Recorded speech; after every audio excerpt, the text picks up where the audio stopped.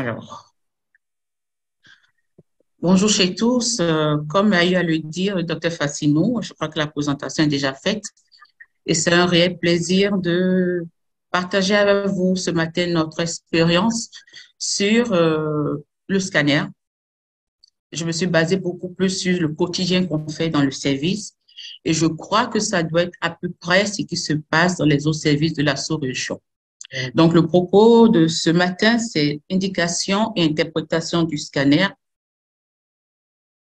Alors, l'objectif général, vu que la cible, c'est pas essentiellement des médecins spécialistes en radiologie, c'est d'abord de pouvoir donner aux cliniciens, aux prescripteurs, une bonne connaissance des techniques d'investigation, notamment dans le cas d'espèces du scanner, et duquel s'en découlent les interprétations en fonction des indications pour leur permettre une meilleure prise en charge de leurs patients. Alors, euh, il faudrait dire que l'imagerie médicale, c'est quand même une pratique assez courante simplement parce que elle est au carrefour de la plupart des spécialités. De la tête jusqu'aux orteils, jusqu'aux ongles, on a toujours recours à l'imagerie médicale ou pour préciser, ou pour confirmer, ou pour surveiller, ou pour suivre. Donc, elle est au carrefour de la plupart des spécialités, ce qui explique son caractère assez incontournable. Et avec l'expansion de l'intelligence artificielle, les progrès dans ce domaine sont vraiment légion et le scanner n'en reste pas à l'écart. Alors, un peu d'histoire, juste pour ceux qui ne sont pas encore imprégnés dans tout ce qui est rayon. Rappelez que c'est Röntgen en 1895 qui a découvert pour la première fois, de manière anecdotique, le pouvoir des rayons X en réalisant une radiographie de la main de son épouse. Et les coefficients d'absorption qui déterminent au niveau du corps humain l'absorption des différentes densités n'ont été déterminés qu'à partir de 1963. Et la grande révolution vient avec Hounsfield en 1967, qui a commencé les débuts d'application du scanner, donc de la tomodensitométrie, sur le plan médical. Il faut attendre 1971 pour voir le premier scanner crânien réalisé à Londres et en 73 pour la commercialisation des différents scanners jusqu'à ce que nous, au Bénin, on puisse bénéficier des scanners de monobarrettes, puis 16 barrettes et actuellement, depuis bientôt, je dirais, un an et demi, un scanner de 64 barrettes et qui est vraiment un plaisir pour le CNHU et aussi pour les sujets parce que ça facilite beaucoup le travail et ça nous permet de prendre beaucoup plus de patients. De manière générale, comme je viens de le dire tantôt, beaucoup de spécialités font recours à l'imagerie médicale. Et dans une présentation qui était faite aux Journées françaises de radiologie en 2014, 23% parmi les 71 cas d'examen demandés en radiologie, 23% étaient la part réservée au scanner. C'est pas négligeable. Dans mon quotidien, dans mon service, parmi les pathologies qui viennent en tête, c'est les accidents vasculaires cérébraux suivis des traumatismes crânio-encéphaliques. J'ignore si c'est pareil dans les autres pays de la sous-région. On aura l'occasion d'en discuter plus tard. Alors, le principe, je vais simplifier le principe qui est affiché sur l'écran. Ce que vous devez retenir, c'est que le scanner, comme la radiographie, utilise les rayons X. Donc, le scanner utilise les rayons X. Donc, c'est des rayons X qui vont permettre d'émettre, de faire apparaître l'image. Sauf que dans le cas d'espèce de scanner, c'est une imagerie en courbe, c'est-à-dire que le tube radiogène est couplé à une série de détecteurs associés à des logiciels de luminisation, de mesure de densité. Et le sujet, une fois installé dans la machine, aura la partie d'organes à analyser saucissonnés. Donc, on va les découper en groupes, d'où l'imagerie en groupe. Et ce segment découpé en coupe sera reconstitué et avec tous les différents logiciels, on aura une évaluation volumétrique. En gros, c'est ce que ça veut dire. le scanner. Donc, c'est un gros tube à rayon X associé à des détecteurs qui réalisent des coupes avec une reconstruction dans les trois plans. Donc, l'avantage justement du scanner par rapport à la radiographie standard conventionnelle, c'est qu'on peut analyser la lésion dans les trois plans de l'espace. Dans le plan axial, qui est la coupe native, avec les reconstructions dans les plans sagittal et dans les plans coronal. Donc, vous convenez avec moi que une lésion qui est vue à la radiographie où on n'a que cette représentation en 2D ne sera pas aussi bien analysée qu'au scanner où on peut la modeler, la tourner dans tous les sens. Donc, oui, on peut pour maximiser l'analyse de ces lésions faire recours à un produit de contraste iodé qui permettra de mieux mettre en évidence les lésions recherchées. Alors, ici, j'ai tenu à illustrer de manière globale ce à quoi correspond un scanner. Donc, je dis souvent à mes étudiants, ce gros monstre-là, ce gros monstre qui, avec les évolutions techniques, l'ergonométrie est beaucoup plus fine maintenant, le statif ici. Et la particularité du scanner, quand j'ai à le dire, c'est qu'on mesure des densités. Et à côté, vous avez l'échelle des densités. Je vais descendre ceci. Un instant. Voilà. Vous avez l'échelle des densités en scanner qui est représentée ici. Alors, le niveau 0 correspond au niveau où on n'a pas du tout de densité. C'est 0, c'est le niveau liquide, donc c'est l'eau. Et entre 0 et 10, c'est tout ce qui est liquidien. Au fur et à mesure qu'on s'éloigne dans le sens positif, au fur et à mesure qu'on s'éloigne de l'eau et qu'on va vers des densités plus élevées de l'ordre de 1000 unités once-8, on se rapproche plus des tissus osseux. Et au fur et à mesure qu'on s'éloigne de l'eau dans le sens négatif, donc vers des densités beaucoup plus élevées, on se rapproche de la graisse et de l'air. Et c'est ainsi qu'au quotidien, lorsque nous faisons les examens, nous avons recours à la mesure des densités pour pouvoir mieux situer. Lorsque je parle d'eau, de collection liquidienne, et bien, dans les collections liquidiennes, il y a tout ce qui est de l'eau pure, les kystes, il y a les formations qui s'y remaniées, donc il y a du pur, il y a du schiste, il y a tout ce qui est liquidien. Donc, en fonction de la mesure de la densité, on pourra se situer entre une lésion d'origine liquidienne ou une lésion d'origine kystique ou une lésion graisseuse avec des valeurs négatives, ou bien si c'est purement de l'air ou des doses, des densités plus élevées qui nous rapprochent de l'os. Alors, quel est le rôle, en fait, de l'imagerie de manière globale et de manière particulière, le scanner? C'est d'abord de confiner le diagnostic clinique, radiographique ou échographique qui était réalisé au préalable. Il faudrait vous dire qu'on ne peut pas se jeter d'emblée comme ça et nous demander un scanner. Non, c'est hiérarchisé. Il y a des examens qui peuvent permettre de répondre à la question du clinicien de beaucoup plus simplement, plutôt que de lui faire une série d'examens plus compliqués, notamment le scanner. Donc, il faudrait d'abord connaître la certitude que ces examens ont été réalisés, que c'est en complément ou pour avoir des informations plus affinées que le scanner est demandé. Préciser la topographie grâce à la reconstruction dans les trois plans, comme je viens de le dire, qui est un plus du scanner. Assurer le suivi thérapeutique, donc en pré, en pair et en post, et aussi le rôle de l'imagerie dans tout ce qui est interventionnel et qui prend de plus en plus de l'importance. Alors, bien entendu, ce monstre, comme je dis, a des limites. Et les premières limites, c'est d'abord, c'est un examen qui est très irradiant. Je vous ai dit tantôt que on utilisait les rayons X. Et si la radiographie standard est irradiante, le scanner est d'autant plus irradiant, même si avec les nouveaux scanners, on utilise des LADOS pour réduire au maximum le risque d'irradiation. Il reste quand même plus irradiant que la radiographie conventionnelle.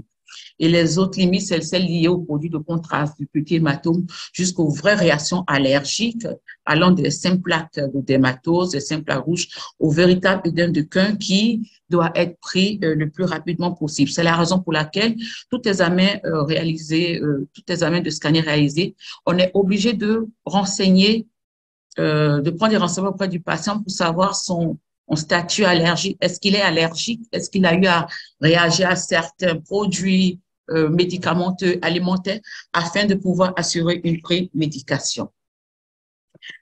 Alors, de manière globale, c'est quoi le scanner, les indications?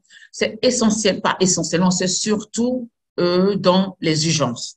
Pourquoi les urgences? Parce que on est à l'affût d'un diagnostic et dans le cas d'urgence, dans le cas des urgences, on veut le plus rapidement possible et avec toutes les garanties, avoir le résultat et assurer la prise en charge. Donc, les premières indications et les indications surtout les plus importantes, c'est dans les urgences en imagerie et c'est surtout sur le tableau des urgences que nous allons appesantir nos propos en étalant les différents secteurs, c'est-à-dire la région cérébrale, la région thoracique, l'abdomen, et nous allons terminer par quelques images insolites qui sont issues de notre service.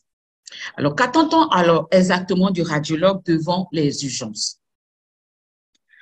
Au niveau cérébral, les accidents vasculaires cérébraux viennent en tête. En tête, si je me base sur ma pratique quotidienne, j'ai eu à le dire en début de cette présentation que dans mon service, en fonction des statistiques qu'on a eu à faire, les accidents vasculaires cérébraux viennent en tête suivis des traumatismes crâniens. Et c'est quoi un accident vasculaire cérébral? C'est la manifestation neurologique de survenue brutale due à une occlusion soit artérielle, donc c'est un accident vasculaire ischémique artérielle, ou veineuse, ou par une rupture vasculaire. Donc, on est dans le cadre des accidents vasculaires cérébraux hémorragiques. Et les accidents vasculaires ischémiques sont plus fréquents, représentent environ 80% de l'ensemble des accidents vasculaires cérébraux. Donc, l'imagerie a pour rôle, notamment le scanner, de faire le diagnostic de l'accident vasculaire cérébral, de déterminer le type, s'agit-il d'un AVC ischémique ou hémorragique, dont l'accident vasculaire cérébral, on le résume souvent en AVC. S'agit-il d'un AVC ischémique ou hémorragique, de déterminer la cause si possible, d'orienter la thérapeutique et d'apprécier le profil évolutif.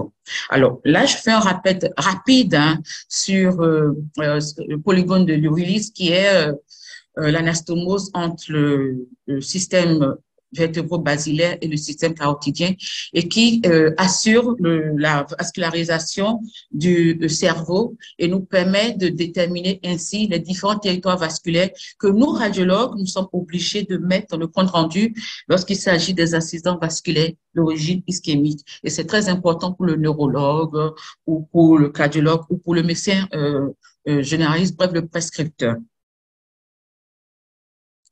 Alors, au niveau de l'accident vasculaire cérébral ischémique, tout dépend de l'heure à laquelle le sujet est admis pour faire l'examen. J'ai voulu être classique ici, mais nous nous rendons compte que dans la pratique, surtout en Afrique, je dirais alors au Bénin, pour ne pas généraliser, au Bénin, c'est beaucoup plus à des stades vraiment avancés qui limite, qui conditionne, qui réserve le pronostic fonctionnel et même vital de nos patients. Alors, dans la phase hyperaiguë, donc avant les 6 premières heures, l'examen du scanner peut être absolument normal, on ne peut rien voir. C'est la raison pour laquelle les premières heures, c'est l'IRM qui est la modalité de choix pour l'ischémie cérébrale. Mais parfois, on peut retrouver une hyperdensité spontanée d'une artère du territoire concerné.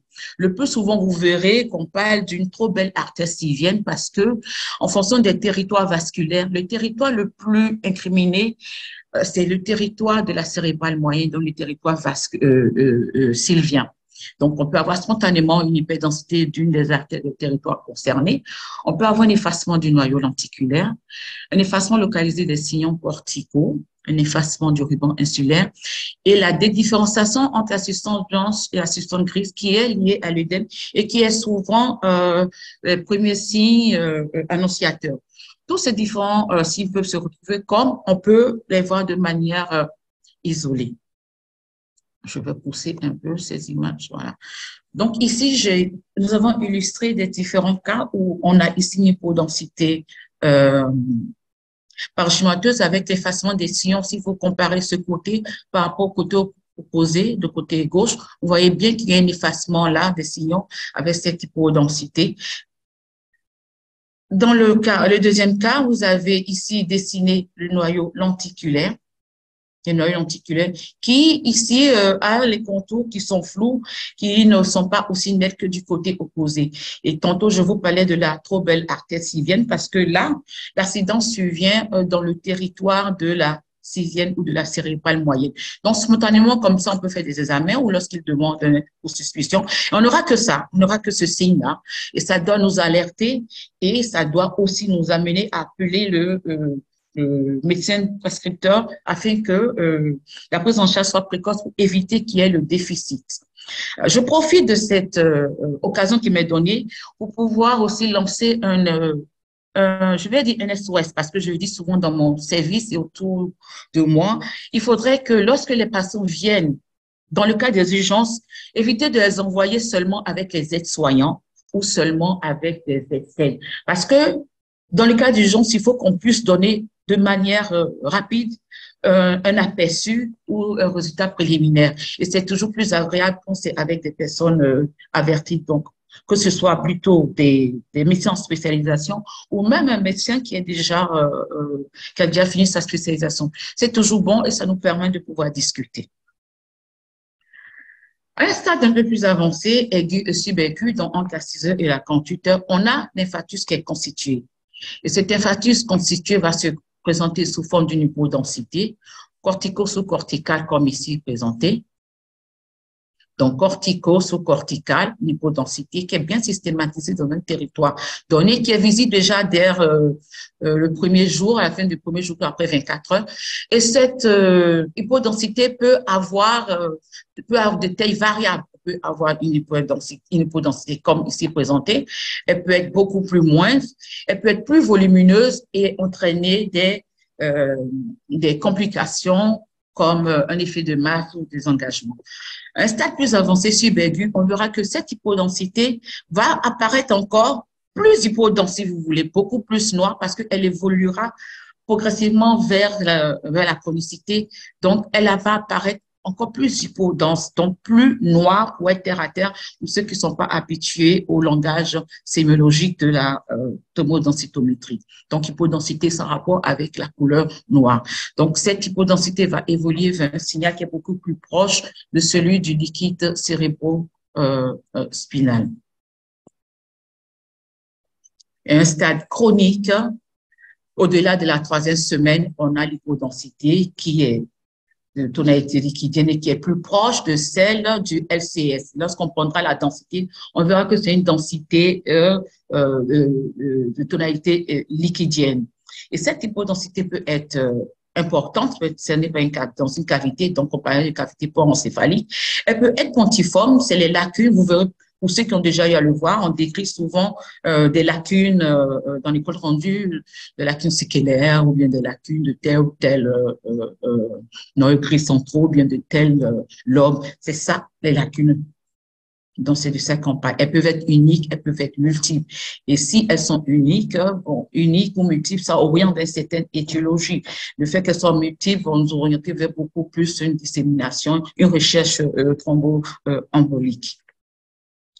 Et en plus de ces lacunes qu'on peut retrouver dans ces hypodensités chroniques qui sont proches dont la densité est proche du LCS, on peut avoir des dilatations des sillons corticaux comme c'est le cas ici. On peut avoir également une dilatation des ventricules. Là, c'est pas illustré, mais des ventricules latéraux dans le territoire infarci, donc dans le territoire concerné.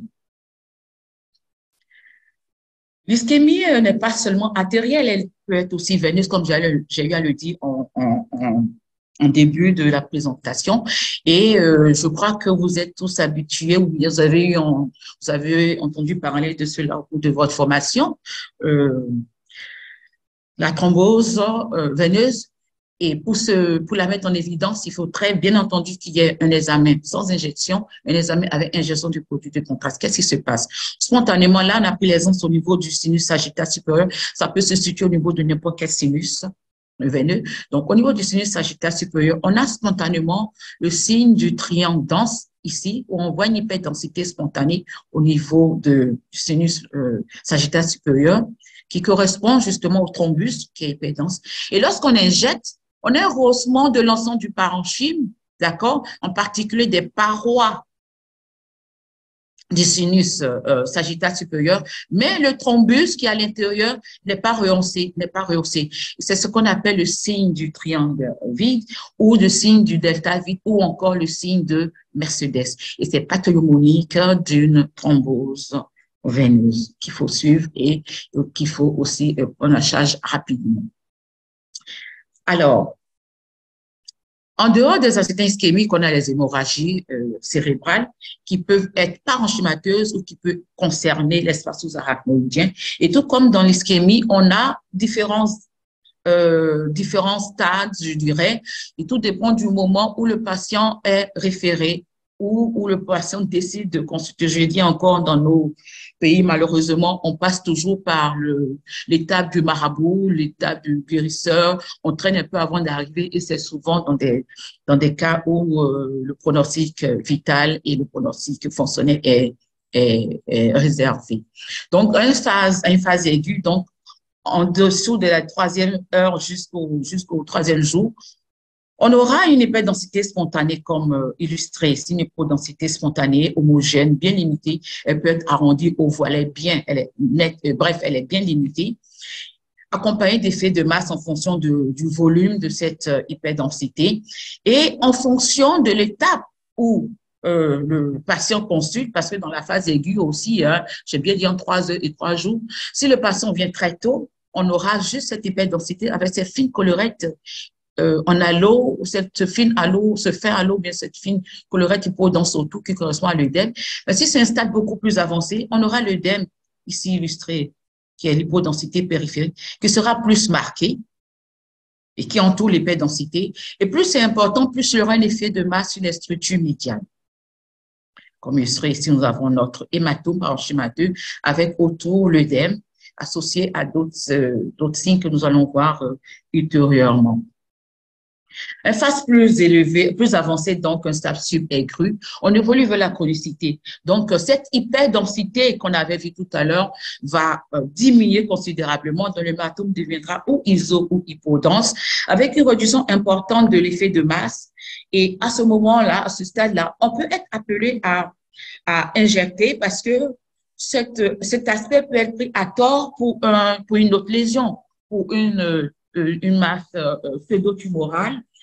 Et je profite encore de cette opportunité pour demander à nos prescripteurs, nos collaborateurs, nos collègues, lorsqu'ils nous font une demande d'examen, d'être le plus vraiment large possible.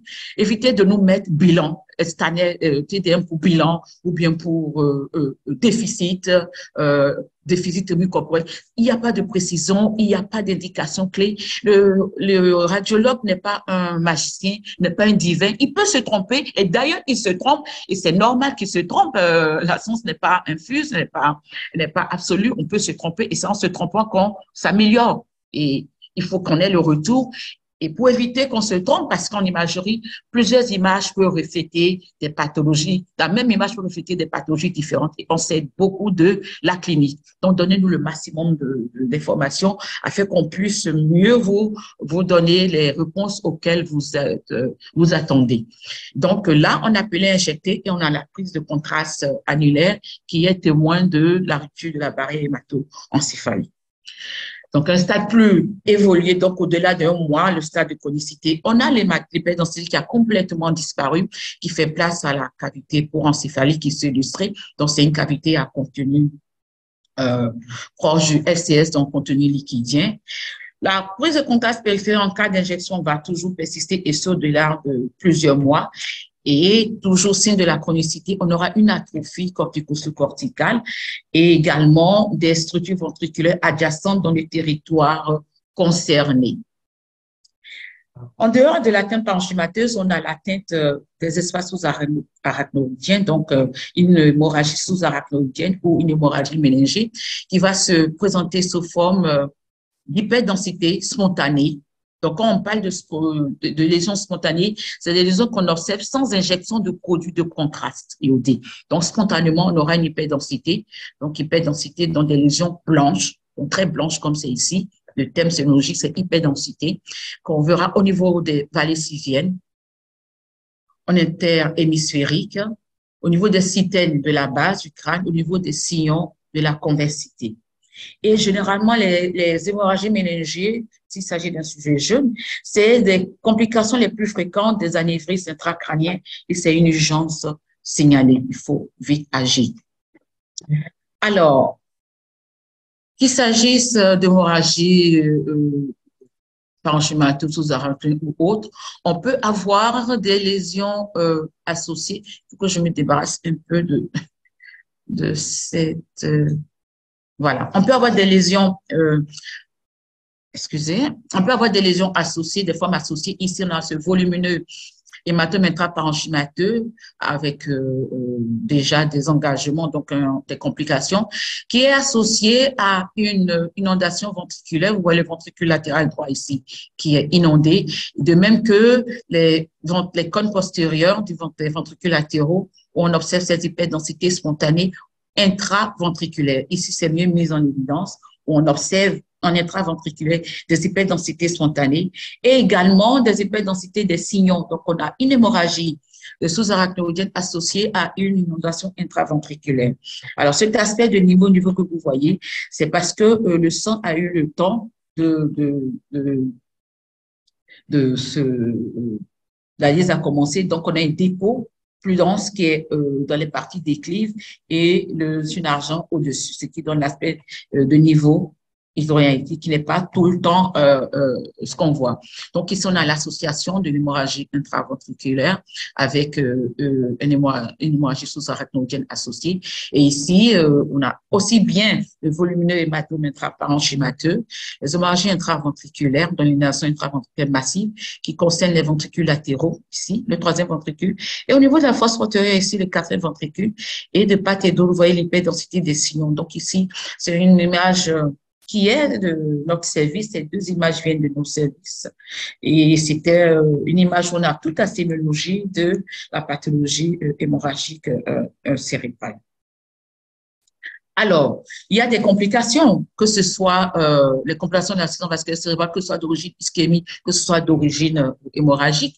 On a l'atrophie corticale ou l'atrophie corticale avec une dilatation des ventricules latéraux et un élargissement des sillons. On a les engagements qui sont fréquemment décrits dans nos comptes rendus. Pour ceux qui ont l'habitude de voir les comptes rendus de radiologue, vous verrez qu'on passe souvent des engagements. Le plus fréquent, c'est l'engagement sous-facoriel où on a carrément les structures médiales qui sont déviées et avec un engagement sous la faux. Le radiologue a l'obligation de mesurer le degré de l'engagement afin que le neurochirurgien ou le neurologue puisse prendre les dispositions adéquates. Et on a l'hydrocéphalie, pour ne citer que cela.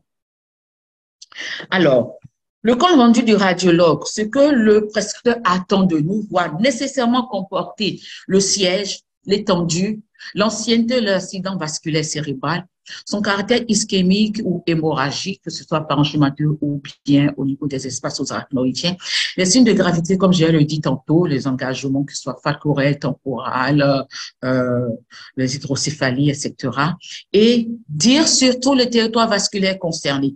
C'est vrai que lorsqu'on est surchargé, on est submergé, lorsque tu as près de 40 scanners à interpréter, bon, c'est pas toujours aisé d'avoir tous les détails.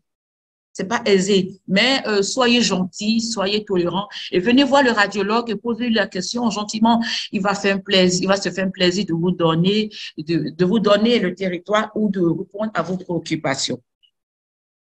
Nous sommes dans un partenariat gagnant-gagnant pour le patient. Donc, voilà les éléments clés que doit contenir le compte rendu du radiologue. Donc, c'est ce que nous devons donner comme réponse au prescripteur, quelle que soit la spécialité, qui adresse un patient pour un accident vasculaire cérébral avec un bulletin bien rempli, des indications bien précises et bien détaillées. Alors, en dehors des accidents vasculaires cérébraux, la sphère cérébrale est également le siège des traumatismes et ça fait partie des deuxièmes items en urgence que nous retrouvons dans notre pratique quotidienne. Donc, ce traumatisme Ces traumatismes vont se traduire par des atteintes de parenchyme et des atteintes aussi de l'os. Et parmi les atteintes parenchymateuses, on a les corrections péricérébrales que on a vu pendant nos formations et qui sont bien connues. Donc, l'hématome extradural, qui est une collection entre la voûte et la dumère. Et vous voyez, avec l'aspect biconvexe. Et généralement, lorsqu'on analyse la fenêtre osseuse, on a souvent une fracture qui est associée à ce hématome extradural. L'hématome sous-dural, dans la sémiologie, c'est toujours cette hyperdensité spontanée comme ici, hein, au niveau des méninges avec l'aspect en demi ou en croissant de lune. Et ici, il y a ces bandes-là qui me gênent. Alors ici, il y a l'hémorragie sous-arachnoïde qui peut être associée quand l'atteinte vasculaire est massive. En dehors de ces volumineuses collections périméningées qui peut être aussi minime, ou bien qui peut passer même inaperçue tellement elles sont fines, on a les atteintes du parenchyme. Alors, ces atteintes du parenchyme peuvent avoir des contusions de taille variable, des petites contusions qu'on appelle des pétichies. Donc, ce sont des petits hématomes, des pétichies de taille variable. Elle peut être beaucoup plus importante dans des contusions hémorragiques, ici, comme c'est illustré. On a des hyperdensités spontanées au niveau des territoires concernés. Elles peuvent être très peu marquées, elles peuvent être en quantité réduite, comme elles peuvent être diffuses, comme c'est le cas ici, et elles peuvent être associées à de l'œdème. On parlera dans ce cas de contusion et de hémorragie, comme c'est le cas ici. Vous voyez qu'on a des hyperdensités spontanées en bifrontale, accompagnées de notre halo colorette en hypodense qui est bien marqué ici, contrairement à ici et à ici. Je voudrais aussi dire que dans les traumatismes, ça c'est des lésions les lésions primaires, mais de manière secondaire, on peut avoir les lésions axonales diffuses qui seront mieux mises en évidence par l'IRM, imagerie par résonance magnétique. Bien entendu, les fenêtres osseuses doivent être analysées et on a toute une variété de fractures. Donc, partant du simple trait de fracture au niveau d'une des constructions de la voûte, à l'embarrure ou à fragments intraparenchymateux qui, à la longue, peut entraîner des complications fonctionnelles à type de point de départ, d'épilepsie et autres. En dehors de ces lésions que nous avons eu à mentionner, on peut avoir des lésions associées. Je ne vais pas en parler ici parce que ça apparaîtra la dia qui suit. Nous avons de l'emphysème sous-cutané. On peut avoir des pneumorbites. Donc, c'est de l'air qui se localise autour des cavités orbitaires ou les pneumocéphalies où on a l'air qui vient au niveau des convexités dans le crâne et qui témoignent la rupture d'un organe creux. Alors, les signes de gravité, absolument, il faut que le radiologue donne des signes de gravité. Et les signes de gravité, comme dans les accidents vasculaires cérébraux, on peut avoir un engagement. Vraiment, j'aimerais bien me débarrasser on peut avoir un engagement sous-factoriel. Donc, on a une déviation des structures médianes dans le côté opposé et on mesure ces distances-là qui concernent cette distance d'engagement et plus la collection, qu'elle soit parenchymateuse ou périmédulaire important, plus l'engagement sera important. On peut avoir également l'engagement ici sous-factoriel, l'engagement des amygdales cérébelleuses, on peut avoir un engagement du parenchyme en delà ou à travers une brèche osseuse. Et ne pas oublier que dans le traumatisme, de manière secondaire, on peut également avoir, comme signe de gravité, des atteintes vasculaires qui seront mieux mises en évidence par l'imagerie par résonance magnétique qui est un examen de deuxième intention. Alors, que doit comporter le compte rendu du radiologue? Alors, le radiologue, à la fin de son examen, doit être en mesure de pouvoir donner le siège et l'étendue des lésions traumatiques cérébrales, les signes de gravité, donc les différents types d'engagement qu'on aura constatés, les signes associés, l'hémorragie intraventriculaire, arachnoïdiennes, etc. Le siège et le type des fractures, puisqu'elles sont variables, les fractures en barrure, les fractures avec fragments intraparenchymateux, les fractures sans déplacement, les chevauchements, etc., etc. Et il doit comporter aussi une description du rachis cervical parce que je crois que c'est ce qui se passe la plupart partout. Lorsqu'on fait un scanner pour un traumatisme crânien, il faut au moins descendre jusqu'au niveau du rachis haut pour apprécier la charnière cervico-occipitale et le début du rachis parce que souvent, hein, ne soyez pas surpris qu'il y ait des lésions du rachis associées. Donc, sera permis au moins d'apporter un plus et de garantir prise en charge plus élaborée du sujet. En dehors des traumatismes crâniens, il y a les traumatismes du massif facial. Et au niveau du traumatisme du massif facial, sans vouloir trop rentrer dans les détails, il y a ces complexes de fractures naso, ethmoïdo, maxillo-fronto-orbitaire que nous abrégeons sous le terme de CUNINFO dans le complexe naso, ethmoïdo, maxillo-fronto-orbitaire. Donc, c'est des fractures fracas du massif facial qui concernent aussi bien le frontal, les zones nasaux, l'ethmoïde, les maxillaires, les orbites. Et là, c'est sur en fenêtre osseuse. Et là, c'est sur une reconstruction 3D. On voit très bien l'approche. Et cette image en 3D, elle est souvent importante pour le chirurgien plastique ou le chirurgien même tout court, parce que ça lui permet d'avoir une idée un peu plus large des dégâts. En dehors des CUNINFO, on a nos fameux fractures de Lefort 1, 2, 3. Et en fonction de la classification, on a le Lefort 1 qui intéresse essentiellement le palais du qui est bimaxillaire. Le Lefort 2 qui associe aussi bien la tête maxillaire, nasale et orbitaire. Et le Lefort 3 qui correspond à une vraie disjonction crânio-faciale. Il faudrait dire que lorsqu'on parle de Lefort, ça sous-entend que forcément il y a une atteinte de l'apophyse, les apophyses ptérygoïdes, que ce soit au niveau du corps, que ce soit au niveau des lames, que ce soit au niveau des processus. Voilà. Sinon, eh bien, ça rentre dans le cas des CUNINFO ou bien ça rentre dans le cas d'une fracture isolée de la face. Et n'oubliez pas que lorsque on décrit, que ce soit dans le cas des Lefort ou que ce soit dans le cas des CUNINFO, il faut décrire absolument les lésions associées, à savoir les hémosinus, fracture des cavités sinusiennes. Donc, il y a souvent les hémosinus qui sont associés et qui peuvent souvent le voir venir, comment je vais expliquer ça? Les hémosinus viennent masquer une pathologie sinusienne sous-jacente. Et parfois, on peut prendre à tort une pathologie sinusienne sous-jacente, donc des épaississements polypoïdes qui comblent les sinus maxillaires pour des hémosinus. Et des fois, les deux sont superposés. Donc, le traumatisme facial, n'oubliez pas qu'il faut aussi explorer non seulement la face, mais aussi explorer les autres structures connexes. Donc, le radiologue doit pouvoir, dans son compte rendu, de manière générale, donner la morphologie du traumatisme et le classer et donner les complications, les conséquences immédiates, notamment les complications, en particulier les brèches ostéoméningiques qui peuvent souvenir. Donc, annoncer déjà le risque d'atteinte ostéoméningée.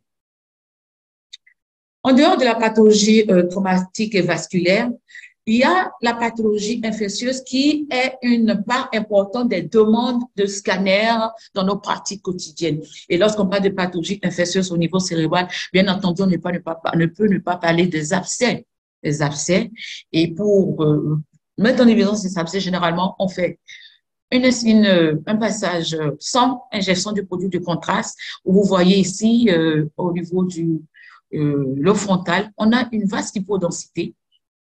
C'est ça, ce qui est noir, une hypodensité, sans réussir à mettre en évidence en tant que tel une lésion bien cernée, bien focalisée. Et lorsqu'on injecte le produit de contraste, comme je viens de vous le dire, le produit de contraste permet de révéler, de refaire sortir des lésions non visibles spontanément. On a cette prise de contraste annulaire. On a cette prise de contraste annulaire de l'abcès avec l'œdème qui est beaucoup plus évident et mieux mis en évidence. Alors, Il peut très bien s'agir des abcès à germes simples, à germes banaux, comme il peut s'agir d'abcès avec des germes plus spécifiques, plus compliqués. En dehors de l'abcès, il y a également des empièmes qui peuvent se localiser au niveau, qui sont des caissons soudurales, qui peuvent se localiser au niveau de la peau ou au niveau des convexités. Et on peut avoir des associations aussi bien des empièmes que des abcès intraparenchymateux. J'ai tenu particulièrement à donc ça viendra plus tard. J'ai inversé, donc c'est pas grave, on parlera de la toxoplasmose. J'ai tenu particulièrement à mettre ici l'exemple de la toxoplasmose parce que avec l'avènement de l'immunodépression, le sujet immunodéprimé, on a de plus en plus parmi les lésions de comorbidité opportuniste l'atteinte cérébrale qui est dominée par les abcès toxoplasmiques. Donc, c'était de bon ton de pouvoir montrer un cas qui est dans notre donnée d'atteinte toxoplasmique avec cette couche de contraste en cocade et l'œdème périphérique. Alors, je reviens toujours sur ce que je dis à mes collaborateurs, à mes collègues. Si vous nous faites une prescription, je prends le cas d'espèce, hyperthermie ou bien déficit mucorporel non systématique. Bref, ils donnent des trucs comme ça sans donner des détails, sans nous parler du sujet immunodéprimé. Vous voyez cette lésion, on peut très bien l'assimiler à un abcès à germe banal. Rien ne me dit que c'est un abcès toxoplasmique. Vous êtes d'accord avec moi? Parce que ce n'est pas écrit sur cet aspect en cocade là, spécificité de la toxoplasmose. Non, c'est en fonction des indications qu'on m'aurait données. Sujet immunodéprimé, sujet présentant ça, qui va faire tic dans la tête, et va, dans ma conclusion, dit décrit ma lésion en cocade avec tout ce qu'il faut, œdème, patati patata, orientant plutôt vers un abcès toxoplasmique compte tenu du contexte. Donc, c'est important encore de nous donner les indications au maximum et la clinique au maximum. C'est pas un superflu, c'est important pour nous. Et là, je reviens aussi sur l'autre aspect des urgences, les méningites bactériennes chez l'enfant, chez l'adulte, qui se présentent sous forme d'hypercilio, bien entendu, après ingestion de produits de contraste, d'hyperdensité avec un épaississement des sillons visible au niveau ici des régions les vallées sylviennes, des sillons corticaux. Et à ces méningites bactériennes, on peut très bien avoir associé des abcès ou des collections soudurales, donc des empièmes. Donc, je le dis toujours, il n'est pas superflu de nous donner le maximum de détails. En dehors du segment cérébral qui est essentiel, pas essentiel, qui se taille une grande partie des urgences pour lesquelles le scanner est demandé, on a également le thorax et en tête de liste l'embolie pulmonaire. Alors, j'ai tenu à faire un petit point sur les conditions de réalisation de l'embolie pulmonaire. C'est technique, c'est vrai, mais juste pour dire que nous, radiologues, pour les radiologues qui suivent, on doit faire un point d'honneur à veiller à ce que le ROI, donc c'est region of interest, c'est-à-dire le point qui nous permet de déterminer quand est-ce que, de manière automatique, le détecte comment on appelle, l'injecteur automatique doit déclencher l'ingestion du produit de contraste. Le rôle doit être mis dans l'oreillette droite ou dans le tronc de la tête pulmonaire pour optimiser les résultats. Et on doit absolument veiller à ce que le produit de contraste soit visible de manière précoce au niveau du tronc pulmonaire à une densité au moins supérieure ou égale à 250 pH.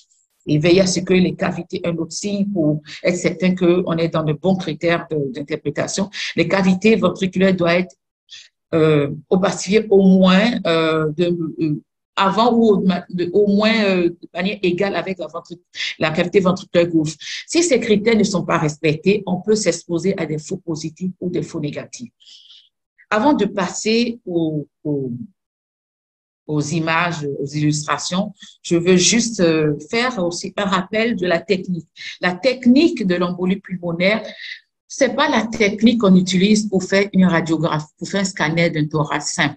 C'est la technique de l'angioscanner. Donc, ça consiste à injecter de manière précoce produit de contraste, de telle sorte qu'on puisse opacifier de manière très tôt l'artère pulmonaire avant l'opacification de l'aorte. Si vous faites un angioscanner et que vous voyez déjà l'aorte qui est pleinement opacifiée, eh bien, c'est pas de bons critères d'interprétation. On peut s'exposer à des faux positifs. Là, j'ai voulu faire un rappel anatomique rapide pour pouvoir situer ici le tronc, donc ce qui constitue la cible dans l'embolie pulmonaire, dans le tronc de la tête pulmonaire avec ces deux branches qui va se diviser donc de manière dichotomique, de même que la division bronchique, que nous sert de repère pour pouvoir analyser les différentes branches de la tête pulmonaire où peut se localiser l'embole. Alors, nous avons illustré ici deux types d'embolie pulmonaire. L'embolie pulmonaire qui peut être proximale ou distale, elle peut être massive ou moindre. Là, vous voyez au niveau de la branche de l'artère pulmonaire droite, ce défaite-là, cette hypodensité ou bien ce défaite endoluminal qui correspond au thrombus. Donc, on a une hypodensité intraluminale qui vient obstruer l'artère pulmonaire droite. Et elle peut être massive, comme c'est dans le cas ici. Elle obstrue l'artère pulmonaire droite, mais aussi on a tous les artères pulmonaires de la pyramide basale gauche qui est atteinte. Donc, je ne sais plus trop quelle est la clinique, mais c'est certainement un sujet qui est très mal en point parce que c'est un embolie pulmonaire massif. Elle peut être beaucoup plus moindre au niveau sous-segmentaire. On a juste cette lacune endoluminale là qui est visible. Et ça ne peut que ça, mais ça n'empêche pas que la clinique peut être aussi bruyante. Donc, lorsqu'on nous demande un examen pour suspicion d'embolie pulmonaire, sans nous donner d'autres détails, suspicion d'embolie pulmonaire, on ne dit pas s'il y a une dyspnée, on ne dit pas quelle est la saturation, on ne nous dit pas s'il y a les dédimères, on dit rien, bien que même si les dédimères ne sont pas spécifiques de l'embolie pulmonaire, les dédimères au-delà d'un certain montant peut quand même orienter le radiologue que l'amener à faire une étude beaucoup plus minutieuse afin de rechercher justement les localisations sous-segmentaires. Donc, c'est encore important. En dehors de ces signes directs qui sont évidents pour le radiologue et que même le clinicien doit apprendre, doit s'approprier, savoir que c'est cette hypodensité au sein du tronc de l'artère pulmonaire ou d'une de ses branches de division. On peut également avoir des atteintes parenchymateuses, des signes associés. Donc, on a ici l'infarctus pulmonaire qui correspond en fait à une condensation tronquée, c'est-à-dire que c'est une condensation orientée vers le île, assommée orientée vers le île, avec une base périphérique, le plus souvent pariétale, qui siège dans le segment, dans le territoire infarcté ou bien le territoire suspecté. En dehors de l'infarctus pulmonaire, on peut avoir comme signe associé indirect un épanchement pleural. Ici, vous avez un épanchement pleural dans le territoire concerné, associé évidemment à notre embole qui est hyper visible. L'embolie pulmonaire doit, le radiologue, en dehors des signes directs et des signes indirects, le radiologue doit pouvoir être en mesure de donner les signes de gravité. Les signes de gravité, notamment les dilatations des cavités cardiaques avec le septum paradoxal. Le septum interventricular, on mesure la cavité droite qui est dilatée et cette déviation du septum qu'on appelle septum paradoxal parce que normalement, la cité du septum se fait vers le ventricule droit. Et lorsque le ventricule doit être dilaté, voilà, on a une déformation qui devient paradoxale. Donc, il devient rectiligne ou il s'oriente vers le côté gauche. On appréciera également la recherche de la présence d'une hypertension artérielle portale en mesant le tronc de l'artère pulmonaire qui, elle, sera supérieure au diamètre de la robe ascendante et rechercher le reflux cave hépatique. Là, n'oubliez pas, je vous ai dit que on utilisait la technique de l'angioscanner qui consistait à injecter un temps précoce. Donc, c'est un temps artériel précoce, le produit de contraste. Donc, si on est au temps artériel, vous convenez avec moi que c'est les structures artérielles qui doivent être opacifiées. La raison pour laquelle c'est précoce, parce qu'on veut que le tronc de la tête pulmonaire ici soit opacifié avant l'aorte. Mais, il n'est pas normal que les structures veineuses s'opacifient au temps artériel. Donc, lorsque au cours de l'examen, en analysant de manière systématique l'abdomen ou le haut les premières coupes de l'abdomen, on retrouve une hyperdensité au niveau des veines hépatiques. On est en mesure de le préciser, c'est le signe de gravité, c'est le reflux cavo-hépatique qui signe déjà une gravité de cette embolie pulmonaire et cela doit absolument figurer dans le compte rendu. Donc, au total, le radiologue doit pouvoir capable, avant même de donner ce compte rendu, dire si l'opacification vasculaire est parfaite, elle a été bien faite, et si elle permet une analyse vasculaire complète. Donner les signes directs, notamment les signes directs de l'embolie pulmonaire qui est évident, le thrombus endoluminal ou la lacune endoluminale au niveau de l'upron de l'artère pulmonaire ou d'une de ses branches de division. Dire également l'atteinte des branches artérielles thrombosées, si c'est proximal, si c'est distal. Donner les signes de gravité, j'insiste toujours sur les signes de gravité parce que, comme je le dis, quand on a beaucoup d'examens, on a tendance à donner juste l'essentiel. Embolie pulmonaire, proximale, embolie pulmonaire distale, ça arrive. Je n'ai pas honte de le dire, ça arrive aussi, je le fais. Mais lorsqu'on a un retour, eh ben, on prend la peine d'être beaucoup plus regardant, de détailler plus. Et c'est ce qui doit se faire. On doit pouvoir donner les signes de gravité. Parce qu'en donnant les signes de gravité, le cardiologue, il a une avance déjà sur la prise en charge de la pathologie. Donc, les dilatations ventriculaires, les stenotes paradoxales, le reflux hépatocave, l'hypertension artérielle pulmonaire.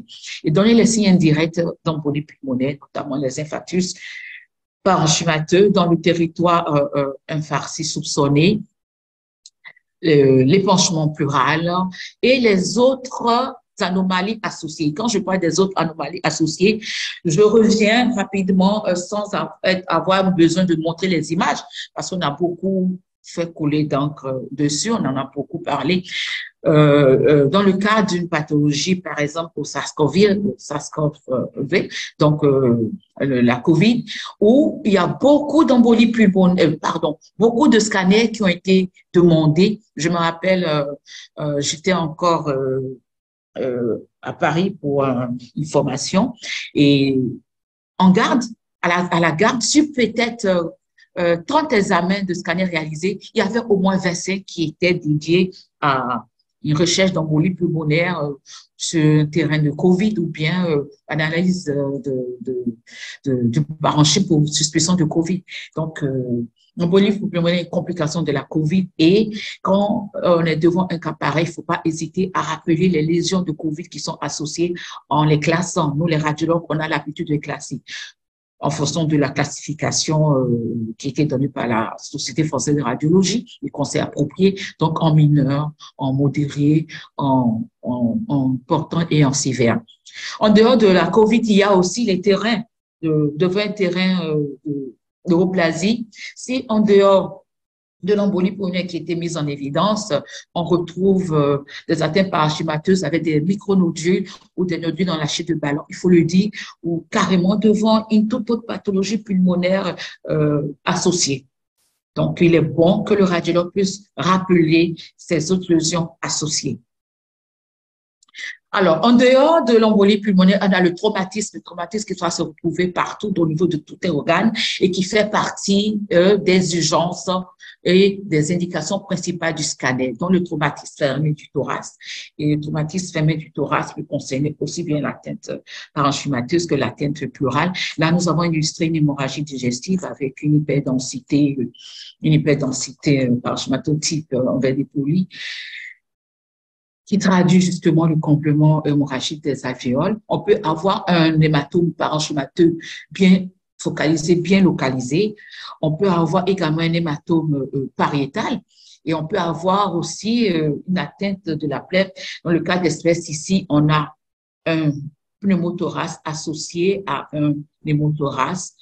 Et en analysant bien, il ne faut pas oublier de regarder la fenêtre osseuse, on remarque qu'il y a des fractures de côte associées qui peuvent justifier justement l'hémothorax qui est ici illustré.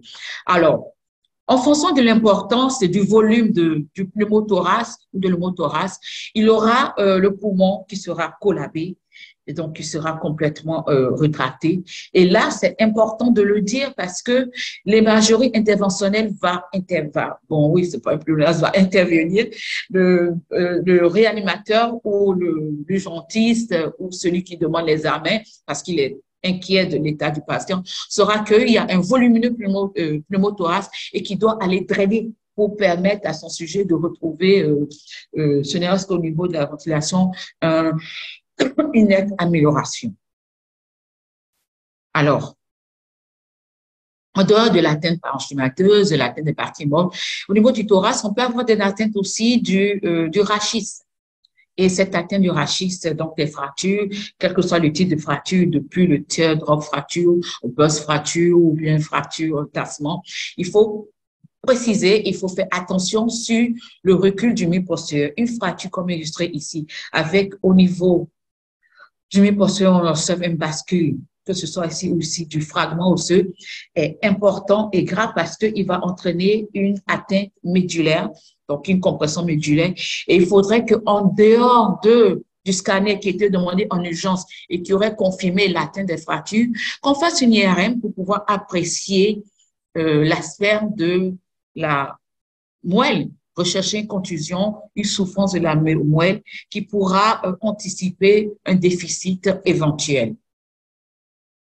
Donc, c'est important de voir aussi le rachis qui rentre pleinement dans cette pathologie de traumatisme du thorax. Alors, le radiologue, à la fin de son compte rendu, doit être capable de faire un bilan complet de toutes les lésions thoraciques, que ce soit quel que soit parenchymateux, que ce soit pleural, que ce soit costal. Conditionner le geste thérapeutique, donc orienter le prescripteur vers le geste thérapeutique urgent. Donc, une radiologie interventionnelle, si on doit drainer un volumineux pneumothorax ou un important hémothorax. Rechercher les lésions extrathoraciques parce que généralement, ce type de traumatisme survient dans un contexte de polytraumatisé. Donc, rechercher les lésions associées et apprécier également dans un contrôle évolutif les autres images pour une éventuelle comparaison. En dehors du thorax, qui peut être propice d'indication pour le scanner, il y a également l'abdomen. Et l'abdomen, le scanner est souvent demandé pour tout ce qui est douleur abdominale typique, comme pour tout ce qui est traumatisme. Au niveau de la douleur abdominale typique aiguë, nous avons souvent le scanner qui est demandé pour la recherche ou suspicion d'appendicite. Donc, ici, nous avons illustré une appendicite avec l'aspect en cible. Vous voyez bien l'aspect en cible. Et le radiologue, lui, sera chargé de mesurer, d'abord c'est déjà hyper visible, de mesurer la taille de la paroi qui doit être supérieure à 3 mm et le diamètre antéro-postérieur qui doit être supérieur à 6 mm. Certains disent 6 mm, certains disent 8 mm. Une chose est sûre, au-delà de 6 mm, on est en mesure de parler d'un appendice inflammé. Lorsqu'on fait une reconstruction frontale, ici, on remarque là qu'il y a une distension appendiculaire. Et là, j'attire l'attention de nos collègues radiologues pour faire la part des choses parce qu'on peut avoir une distension appendiculaire qui résulte d'un accolement sans que ce soit forcément l'appendicite qui est distendu. Il faudrait rechercher le caractère borgne de cette structure. En suivant des structures, on verra qu'il n'y a pas de continuité, que c'est bel et bien une structure bonne. On peut par ailleurs avoir des stercolites appendiculaires, qui ont des calcifications des matières stercorales et qui sont souvent, qui siègent souvent au niveau de l'appendice. Et en plus de ceci, l'infiltration de la graisse périappendicuaire, qui sont des signes qui orientent vers le diagnostic d'appendicite. Alors, en dehors de l'appendicite, on demande également souvent le scanner pour les occlusions intestinales, suspicion d'occlusion intestinale, ou bien suspicion d'occlusion intestinale avec une radio conventionnelle non contributive, ou bien le sujet n'a pas, le scanner LS n'a pas été réalisé à la recherche classique des niveaux, ou bien c'est pas contributif, ou bien le sujet ne peut pas coopérer, n'est pas coopérant. Donc, il faut faire la différence entre une occlusion fonctionnelle ou organique. Préciser le siège de l'occlusion, chercher la cause si possible et les signes de gravité. Alors, nous avons illustré ici une dilatation, une occlusion grélique ici, qui correspond d'avoir une dilatation des anses grêles au-delà de 25 mm. Certains disent 30 mm, mais au-delà de 25 mm, déjà une dilatation au-delà de 25 mm, c'est déjà suffisant pour penser à une occlusion. C'est souvent une graine qui est aussi incriminée. Ici, nous avons le signe du granité qui est recherché au niveau le plus souvent du côlon, qui est en fait une stase des matières fécales. Et cette stase de matières fécales traduit l'arrêt des matières et l'arrêt des matières, donc la non-progression du bol fécal, qui est un des éléments de l'occlusion intestinale, puisque sans vouloir rappeler les signes cliniques, c'est l'arrêt des matières, l'arrêt brutal des matières de la matière et des gaz. Alors, il y a également l'invagination intestinale aiguë, que ce soit chez l'enfant ou que ce soit chez l'adulte, qui est ce télescopage d'une anse dans l'autre. Et le radiologue doit pouvoir rechercher en dehors de cette masse qui attire l'attention, l'implication de la lance télescopiée avec son environnement mésentérique. Bien entendu, l'injection de produits de contraste permet de mieux révéler ces différents lésions recherchées, aussi bien au niveau de la distension des anses qu'au niveau de l'invagination intestinale aiguë.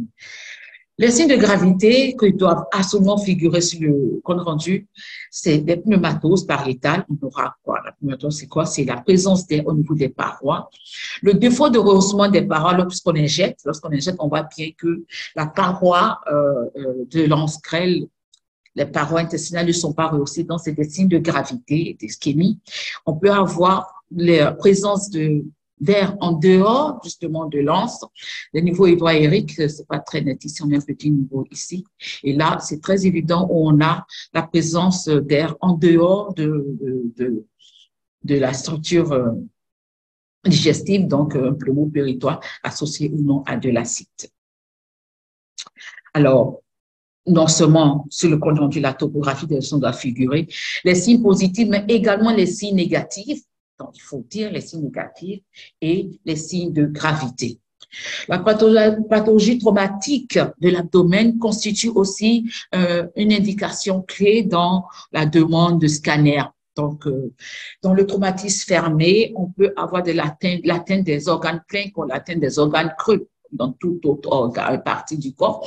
Et ici, on verra, là, on montre de manière spontanée, on peut avoir des contusions, des contusions d'organes sous forme d'hypodensité, d'hyperdensité, qui s'alternent dans une zone mal limitée. Et lorsqu'on injecte le produit de contraste, il faut injecter, ça permet de mieux circonscrire la zone contuse et de mieux mettre en évidence cette contusion déjà suspectée spontanément. On peut également rechercher à la présence de lacération. Lacération, c'est des bandes hypodenses au sein de l'organe plein qui correspond, pas très grande, de l'ordre de 2 à 3 mm, qui correspond à une fracture partielle. Et il faut préciser si c'est des lacérations secs ou des lacérations multiples. Et si c'est des lacérations multiples, on verra au niveau de l'organe de plusieurs bandes diffuses là. Et la lacération multiple peut avoir aussi valeur d'une fracture pleine de part et d'autre. On doit également rechercher une fracture qui est une lacération plus large, plus importante, qui traverse de part et d'autre l'organe. Ici, nous l'avons illustré au niveau du rein. Et dans le cas des sphères du rein, il y a forcément une atteinte du pédicule vasculaire qu'il faut absolument noter parce que lorsque vous comparez avec le rein contralatéral où on voit l'opacification de la terre, ici, on n'a pas d'opacification, donc le pédicule vasculaire est atteint. Et en cas de fracture d'organes pleins dans le traumatisme fermé, on doit pouvoir, si on l'a, on n'est pas obligé de connaître par cœur la classification des atteintes traumatiques, que ce soit du foie, que ce soit du pancréas, que ce soit du rein.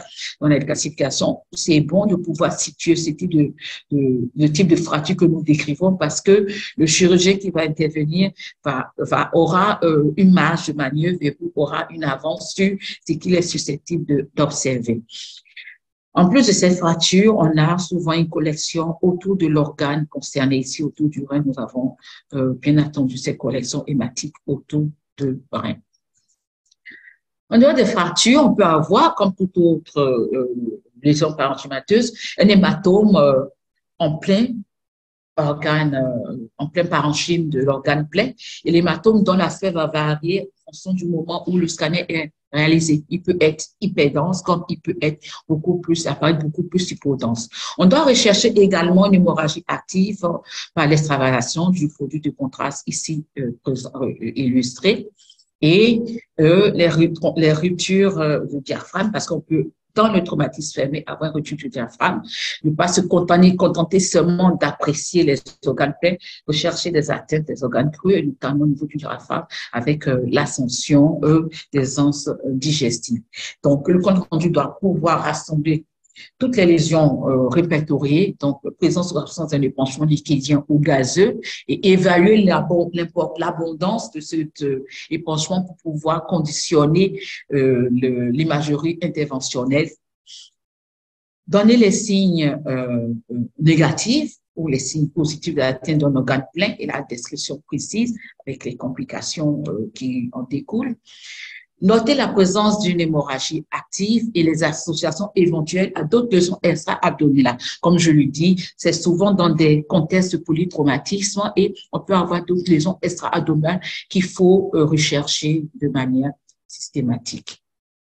Alors, en dehors de ces examens habituels qu'on retrouve dans notre pratique quotidienne et qui constituent pratiquement, je dis pratiquement, la liste n'est pas exhaustive, mais les indications clés du scanner. On a les examens qu'on a l'habitude de réaliser, notamment le TAP, comme on dit, le TAP ou le TAP. Donc, le scanner thoraco-abdominopelvien, thoraco-abdominopelvien qui est demandé souvent dans les bilans d'extension à distance des néoplasies. Donc, on réalise un scanner du thorax, de l'abdomen et du pelvis. Alors, ça pour but, vous savez que nos pays sont des pays où le pouvoir d'achat est souvent réduit et plutôt que de réaliser à part un scanner thoracique à part, un scanner abdominal à part, un scanner pelvien à part qui va constituer un organe, une majoration de 3 appareils différents. En réalisant le TAP, on maximise justement l'analyse des lésions à distance et on réduit le coût du patient. Au Bénin, le TAP correspond en CFA à 160 000 parce que le scanner est facturé à 80 000. Donc, si on devait à la fois facturer le thorax, l'abdomen et le pelvis, ça revient à faire 80 000 fois 3. Et on sait très bien que le pouvoir d'achat est limité et c'est pas la population la plus nécessiteuse qui aura accès à cet examen. Donc, on le réduit à 2 examens qui n'est pas déjà côté coût. Ça permettra alors d'analyser à la fois le thorax, l'abdomen et le pelvis à la recherche des micronodules au niveau du thorax ou à la recherche de l'aspect en lâcher de ballon en cas de lésion secondaire métastasiée. S'il n'y a pas d'atteinte, il faut préciser. Si on trouve d'autres lésions associées, il faut préciser. L'abdomen à la recherche des lésions secondaires, notamment au niveau du foie. Rechercher une carcinose péritonéale et au niveau du pelvis aussi. Rechercher des adénopathies profondes, etc. Tout ce qui peut justifier la recherche de lésions secondaires à distance. On réalise également le scanner lombaire, dont la demande au niveau des dernières statistiques réalisées dans mon service, la demande a été réduite parce que depuis bientôt, disons 2 ans, nous avons une IRM au champ. Et la plupart des collègues, au début, demandaient systématiquement encore le scanner lombaire. Donc, progressivement, on leur a fait comprendre que l'IRM lombaire a certaines indications aussi. Et parmi les indications clés, c'est l'analyse du rachis lombaire. Ce qui réduit aussi la demande, ce qui a réduit la demande de scanner lombaire, qui n'est pas demandé en urgence, hein, c'est demandé en dehors des lombalgies, hyperalgiques et autres, c'est demandé dans le bilan de douleurs lombaires chroniques, de lombocytique, etc., que vous connaissiez mieux que moi. Donc, dans ce cas, il faut privilégier l'IRM. Et également l'Euroscanner qui est aussi demandé en pratique. C'est pas un examen fréquent, mais qui est demandé devant les syndromes obstructifs, surtout si l'échographie n'a pas permis de trouver l'obstacle ou n'a pas permis à l'urologue ou au médecin prescripteur généraliste d'être confiant dans la gêne qui recèle devant le patient.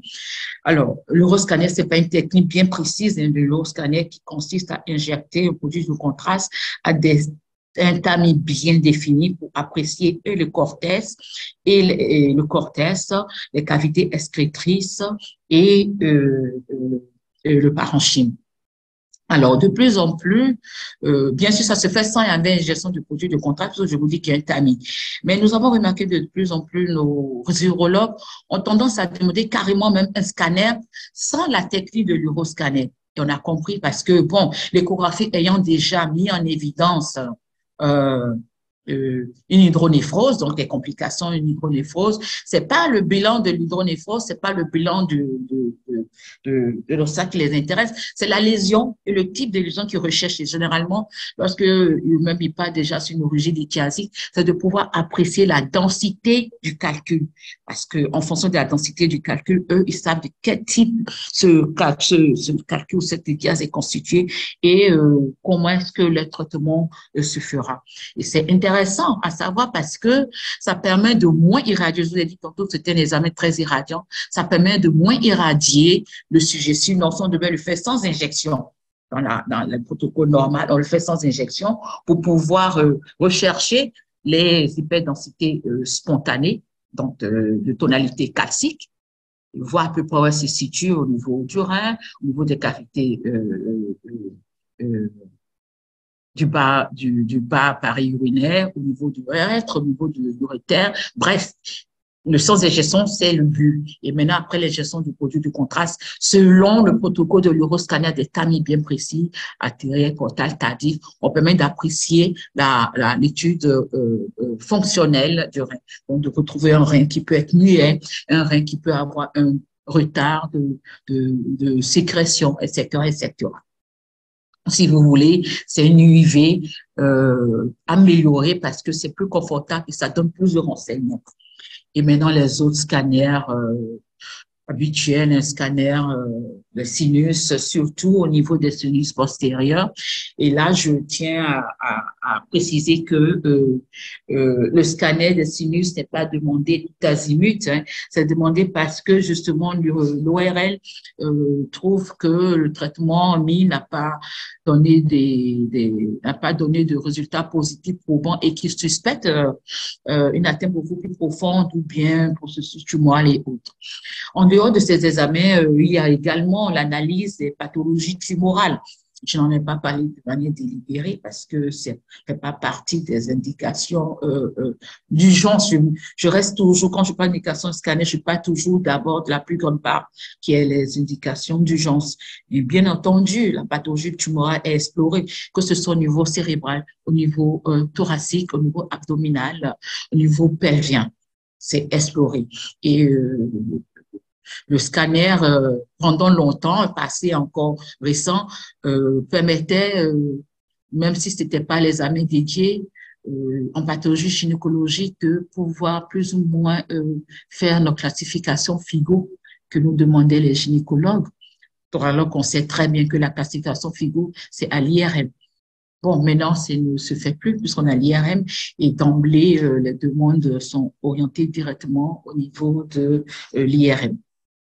Évidemment, on a également le scanner qui est demandé dans la pathologie vasculaire, dans l'angiographie des membres inférieurs, qui est aussi fait partie des demandes qu'on peut observer, pas fréquemment, mais qu'on peut observer. Donc, autrement dit, le scanner, les indications sont multiples, variées.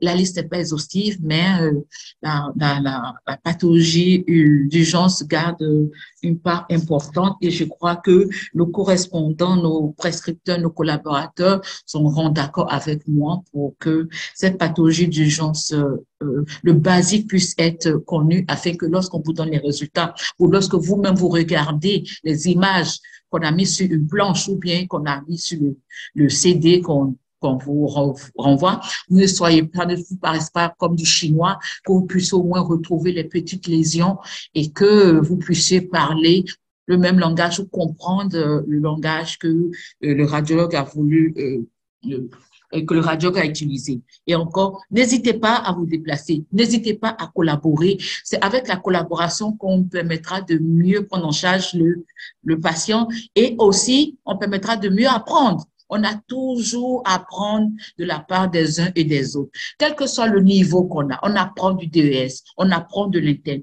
on apprend de l'externe parce que vous avez plus de temps de fouiller que nous qui avons déjà atteint un certain niveau. Donc, ne restez pas sur vos chevaux et n'hésitez pas à apporter. Et même si vous êtes refoulé, parce que, bon, le spécialiste est de mauvaise humeur parce que il faut qu'il fasse sortir 25 examens. C'est pas du tout agréable, je peux vous le dire. Et ça doit sortir si vous avez la pression que la plupart, c'est des urgences et que dans un laps de 24 heures maximum, quand tous ces examens doivent sortir et saisir, c'est pas évident. Mais prenez vraiment la patience et puis abordez le spécialiste. Donc, avant de conclure, j'ai voulu mettre quelques images insolites de notre bibliothèque ici au Scanner qu'on a eu cette année. Là, c'était lors du risque, un sujet qui a reçu un matériel métallique en plein au niveau frontal qui a entraîné ici une fracture de l'os frontal que vous voyez ici en sagittal et en axial, une fracture de l'os frontal, l'os maxillaire avec un sinus associé et sur la fenêtre parenchymateuse. Il y avait là c'est l'artefact lié au matériel métallique qui était reçu, qui est entré dans le parenchyme et qui a entraîné un hématome avec une inondation ventriculaire. Vous voyez bien l'hyperdensité spontanée au niveau de ce ventricule latéral gauche, accompagné d'inondations ventriculaires dans les zones déclives des deux autres, des cônes postérieurs. Et en sagittal, ici, on voit très bien l'inondation ventriculaire et l'atteinte également du quatrième ventricule. Voilà. Donc, il y avait une atteinte tétraventriculaire avec un volumineux hématome intraparenchymateux et l'atteinte l'inondation ventriculaire associée. Donc, vous voyez, comme je l'ai dit, ce sont des lésions qui peuvent s'intriquer. Le deuxième cas, c'est toujours, là, c'est quand même de manière, c'est un peu anecdotique parce que c'est un adolescent de 14-15 ans qui a reçu un bâton parce qu'il est allé jouer au ballon à l'insu de son père. Et le père, en voulant le donner une leçon, aurait pris un bâton. Est-ce que le bâton avait un biseau ou pas? Toujours est-il que, selon le père, le bâton était un bâton classique qu'il a voulu lui donner un coup. Et le bâton le bâton était enfoncé dans le crâne. Comment ça s'est passé? On ignore. Le bâton était enfoncé dans le crâne sur une distance d'au moins plus de 10 centimètres. Sur une distance de plus de 10 centimètres, entraînant une fracture avec fragment intraparenchymateux, un hématome associé à un hématome intraparenchymateux associé à une connexion sodurale et une pneumoncéphalie. Bien entendu, vous voyez là que le ventricule latéral ipsilatéral ici est complètement effacé, donc il y a eu un effet de masse sur le ventricule latéral gauche. Et cet enfant a été pris en charge par les neurochirurgiens qui ont confirmé qu'effectivement, c'était pas un bâton à biseau, hein, c'était un bâton en bonne et due forme. Comment est-ce que le bâton a pu pénétrer dans la cavité, dans le crâne chez un enfant de 14 ans? C'est pas un enfant, le crâne est encore mou. C'est les réalités de l'Afrique, pour ne pas dire les réalités du Bénin. Et cet enfant a été pris en charge, c'était un indigent et malheureusement, ça s'est pas bien passé parce que la fièvre persistait, l'altération était générale. Et le contrôle, 3 mois après, et cette image date à peine de 3 semaines, hein, où j'ai été sollicitée pour un contrôle, on a mis en évidence cette collection qui correspondait en fait à un abcès. Donc, l'évolution s'est faite vers un abcès, c'est normal, c'est évolué vers un abcès. Et aux dernières nouvelles, je pense que cet abcès a été drainé et je peut-être me rapprocher encore des neurochirurgiens pour savoir ce qu'il est devenu. Une chose est sûre, cet enfant gardera des séquelles parce qu'après 3 mois, on met en évidence cette collection abcédée. Vous imaginez avec moi les complications sur le plan fonctionnel. Et le dernier cas insolite, Vous savez, au Bénin, il y a cette particularité de Tassimoto qui s'est un peu étalée aussi dans certains pays de la sous-région. Les Tassimoto, dans nos langages, nos patois, on appelle les émidians ou les Zim.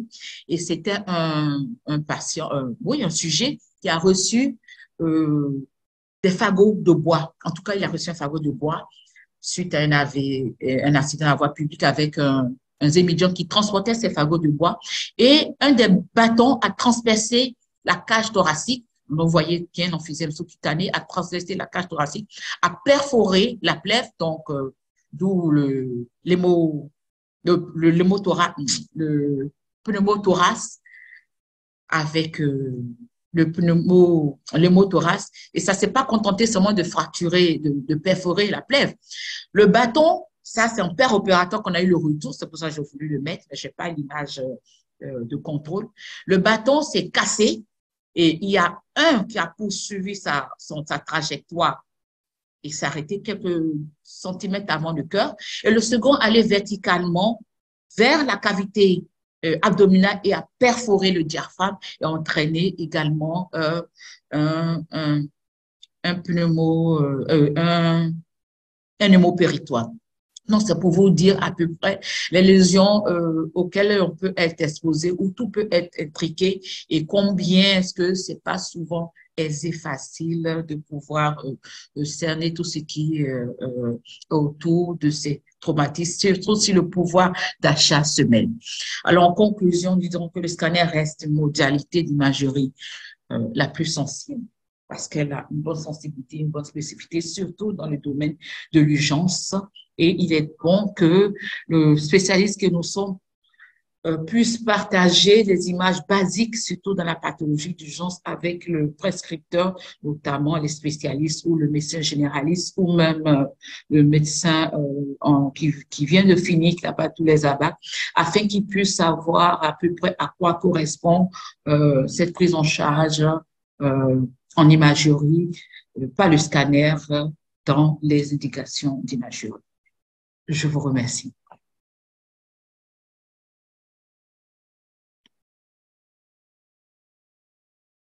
Docteur Fassinou?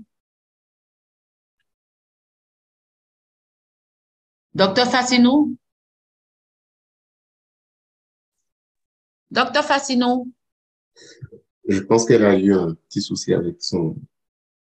Elle a eu un petit Ah, souci avec son. Je suis là. Ah, ah d'accord, ok. Donc, je viens de finir. J'ai des soucis avec mon micro. Merci beaucoup à vous, professeur, pour cette présentation. Nous allons passer à la deuxième étape, l'étape des questions-réponses. Et par rapport à la communication de ce matin, vous aviez des questions, vous pourriez lever la main et je vous donnerai la parole. Avant les questions-réponses, si le professeur me permet, j'aimerais bien savoir si vous pourriez revenir un peu sur le scanner classique, genre le scanner normal. Un peu sur le scanner normal, tout simplement. Déjà, comment reconnaître qu'un scanner normal est normal? Un scanner réalisé, surtout le scanner cérébral est normal, avant même d'interpréter les différentes pathologies ou anomalies qui pourraient y avoir. C'est vrai, j'aurais pu mettre un aspect normal du scanner cérébral. Là, je n'ai pas un scanner cérébral, malheureusement. Attends, je vais essayer de...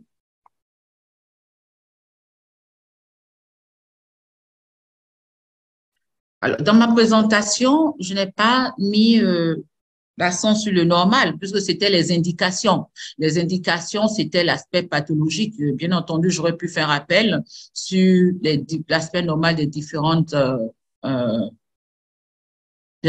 organes intéressés. Je ne l'ai pas fait. Je suis désolée. Mais le scanner normal, bon, on va se baser sur l'image des territoires vasculaires. Bon, le scanner normal, ce qu'il faut chercher, ce qu'il faut savoir, attendez, je vais voir si on peut mieux, en considérant que c'est un peu normal. Hein, attendez. Alors, ce qu'il peut savoir, je vais prendre cet aspect. C'est pas le scanner normal, mais on va le prendre quand même pour vous montrer à peu près. Ce qu'il faut savoir au niveau du scanner, il y a deux parties qu'on analyse. Il y a la partie, l'état sustentoriel au-dessus de la tente de la tente et l'état sous-tentoriel qui est constitué essentiellement de la fosse postérieure. Donc, lorsque on fait un examen, on demande un scanner je donne l'exemple pour suspicion d'AVC l'examen étant normal, on va analyser l'état sous-tentoriel dans la fosse postérieure, tout ce qui concerne les éléments de la fosse postérieure, dont le vermis médian, les hémisphères cérébelleux, le quatrième ventricule, et on va également apprécier les sillons. Après l'état sous-tentoriel, on va passer à l'état sustentoriel au-dessus de la tente, apprécier les structures médianes. Lorsqu'on parle de structure médiane, comme je le dit le long de mon exposé, on parle de structure médiane. Vous avez les ventricules latéraux, vous avez les noyaux gris centraux. J'espère que vous avez quand même un bagage anatomique. Hein. Nous sommes tous des médecins, nous avons tous fait l'anatomie, pas la radioanatomie, d'accord, mais je vous dis les structures médianes. Donc, on a ici les noyaux gris centraux, les noyaux thalamiques, les noyaux caudés, les noyaux thalamiques, le lenticulaire qui dessine là, comme le pâté d'autres, et puis les différents lobes. Donc, on apprécie l'intégrité de ces noyaux gris centraux, on apprécie l'aspect des sillons, on apprécie également la taille des ventricules, en sachant que le sujet jeune et le sujet âgé n'ont pas le même type de ventricule. Au fur et à mesure qu'on prend de l'âge, les ventricules latéraux deviennent un peu plus, je vais dire joufflus, sont un peu plus dilatés sans que ce soit forcément pathologique, bien qu'il y ait la pathologie de dilatation ventriculaire chez le sujet âgé. Donc, on va apprécier les différentes parties, être certain que les structures médianes sont en place, sont pas déviées par une lésion quelconque, que les sillons ne sont pas effacés, ne sont pas élargis, apprécier les calcifications physiologiques normales, ici au niveau de la glande pinéale, au niveau des plexus choroïdes qui sont spontanément calcifiés. Et puis, voilà, apprécier aussi en fenêtre osseuse les sinus. En tout cas, c'est ce que nous on fait ici dans mon service systématiquement. On donne toujours un mot sur le sinus. Parce que le patient peut présenter des pathologies au niveau des cavités sinusiennes. Et comme on a tendance à toujours faire attention au pouvoir d'achat, si jamais il a une sinusite qui est associée, c'est d'une pierre deux coups. On analyse la parenchyme, et puis on dit aussi un mot sur la sphère sinusienne. Voilà. Et on conclut. Donc, j'espère que j'ai pu être un peu plus explicite. Merci beaucoup, professeur. J'ai posé une question qui ne faisait pas forcément partie de votre communication. Oui, mais c'est toujours bon. Je répétais plus montrer l'aspect normal. C'est très bon. C'était une question pertinente. Parce qu'avant de connaître la pathologie, il faut connaître ce qui est normal. Merci beaucoup. Il y a monsieur ou madame Imone Frada qui a levé la main. Vous aviez la parole. Merci. Bonjour. Bonjour. Merci pour cet exposé, c'était très intéressant. Alors, je suis Imane Frada, je suis pédiatre en Algérie. Donc, j'ai deux questions, s'il vous plaît, concernant le délai de faire le scanner chez un enfant après un traumatisme. Le délai. Et deuxième question, j'arrive pas à différencier entre l'aspect au scanner de l'infection méningée ou infection du parenchyme cérébral et de l'hémorragie. Parce que si j'ai bien compris, il y a une hyperdensité dans les deux cas.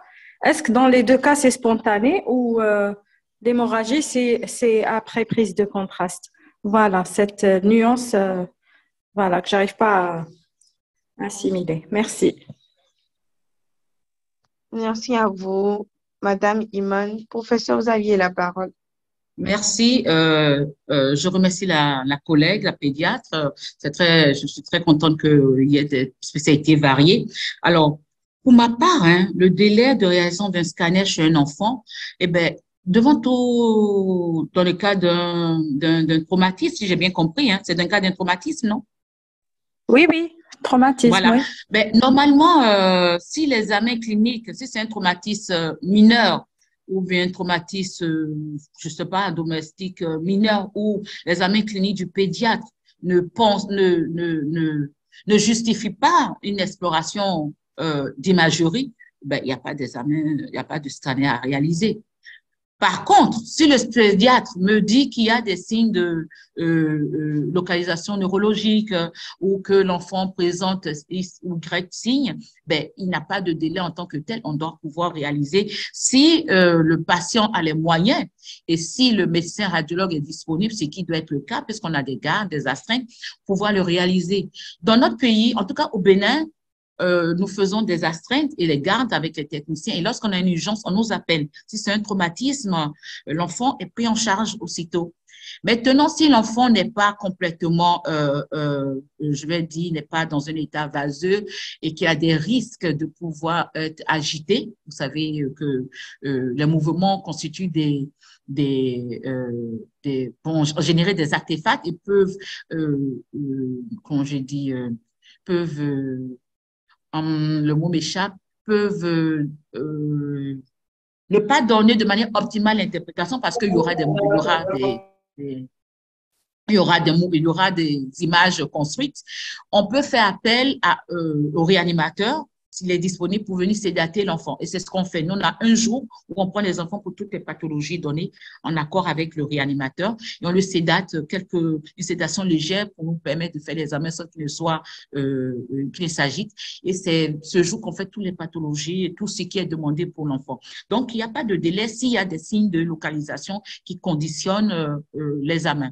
Maintenant, au niveau infectieux, alors, il faudrait savoir déjà que l'ingestion de produits de contraste se fait lorsqu'on veut révéler, on veut refaire sortir ce qui n'est pas visible spontanément. Donc, quand je dis spontanément, c'est qu'on n'a pas injecté de produit de contraste. Donc, dans le cas de l'infection, on est obligé d'injecter du produit de contraste pour révéler la lésion infectieuse, que ce soit au niveau des méninges, que ce soit au niveau du parenchyme.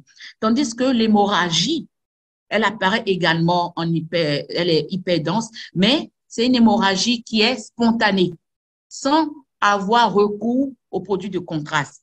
Pourquoi? Parce que le sang apparaît hyper dense. Donc, le sang apparaît blanc spontanément. C'est la raison pour laquelle, lorsque j'ai parlé des accidents vasculaires, j'ai dit que, en fonction de l'étape où le sujet est amené, en phase aiguë, ou en phase subaiguë ou chronique, dans le cas de l'hémorragie, on n'aura pas le même aspect. Donc, si c'est dans le cas d'une phase très aiguë, on aura une baisse densité franche, mais au fur et à mesure qu'on s'éloigne du moment où l'incident a eu lieu, donc que ce soit hémorragie vasculaire, parenchymateux ou autre, la modification de l'hémoglobine va faire de telle sorte que le caillot va se liser. Donc, il deviendra au fur et à mesure moins hyperdense. Il deviendra plus hypodense. Donc, devant une hémorragie, c'est une hyperdensité spontanée qu'on va rechercher. Alors que dans le cas d'un syndrome infectieux, on est appelé à injecter. Voilà. Merci beaucoup, c'est plus clair. Oui, merci beaucoup. Je vous en prie. Merci, au revoir. Merci à vous, Madame Iman. Merci, professeur.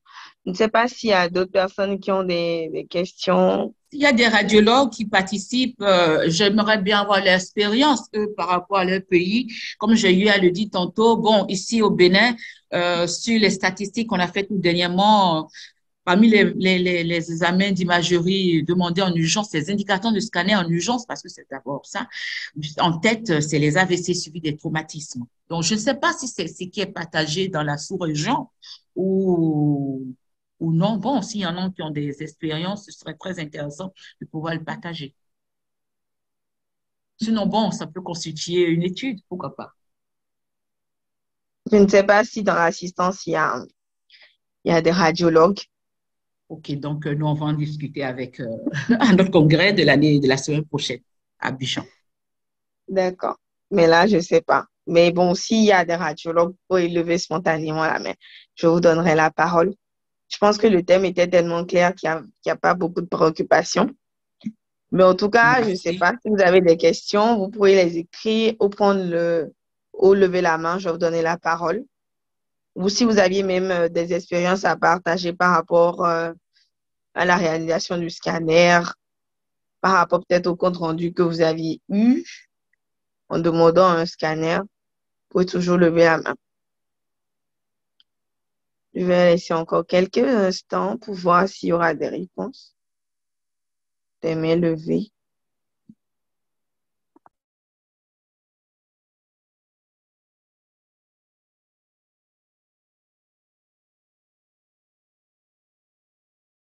Mais bon, ici, il n'y a pas de questions, docteur Fassino. Je vais, puisque vous êtes réanimateur, c'est ça? Allô, Future docteur Fassino? réanimatrice. Ben, tout qu'on fait, c'est déjà, on suppose que c'est au revoir. Alors, je veux juste, dans notre contexte, puisque vous savez très bien ce qui se passe au Bénin, par rapport à la question qu'a posée tout à l'heure le pédiatre, s'avère qu'on est obligé de faire un scanner pour un enfant pour un traumatisme grave, ce qui est souvent le cas, et qui n'est pas dans un coma profond, qu'on a besoin de sédation. Dans le contexte du genre, dans le contexte de garde, est-ce que c'est possible de pouvoir bénéficier d'une sédation? Ça ne s'est jamais passé. En tout cas, moi, depuis que je suis à la tête, je l'ai jamais vu. Est-ce que c'est possible de pouvoir bénéficier d'une sédation ou bien comme on le fait de manière classique, on a un jour réservé aux enfants où on les sédate, ce sera le seul moyen. Bon, de ce que je peux dire, c'est d'abord la réponse sera de ce que je pense. Mais je pense que si on a besoin d'une sédation en urgence pour un enfant qui doit bénéficier d'un scanner comme ça, je pense que vous pourriez discuter directement avec peut-être le prof, histoire d'avoir peut-être par semaine un DES 4 d'anesthésia qui pourrait peut-être faire une petite Se absence et vous détacher. aider pour ces urgences-là. Mais je pense que c'est une discussion entre Oui, chers je comprends. services, chers services. Voilà ce que je veux dire. J'ai Il y a compris. monsieur Emmanuel Ouedraogo qui a levé la main.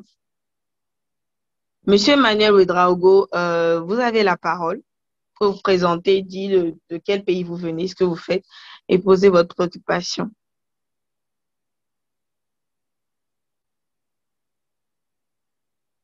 Je ne sais pas si monsieur Emmanuel Ouedraogo est là.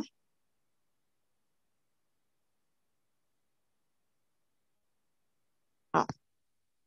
Il y a sa main qui est levée, mais...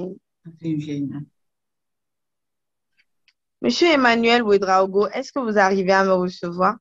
Ah, le Oui, micro je est vous entends. ouvert. Ok. D'accord. Oui, Bonjour. oui, bonjour. En fait, pour moi, c'est pas une question.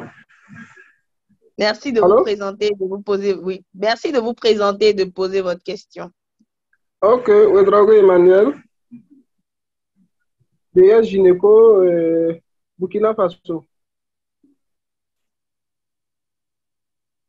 D'accord, merci de poser votre préoccupation. Vous avez la parole. Voilà, en fait, pour moi, c'est pas une question, mais plutôt une doléance. Oui, D'accord, allez-y. nous vous écoutons. Voilà, je voulais demander aux organisateurs et peut-être à prochain pour voir, est-ce qu'il y a cette possibilité d'organiser un exposé pareil et avec comme thème l'échographie obstétricale.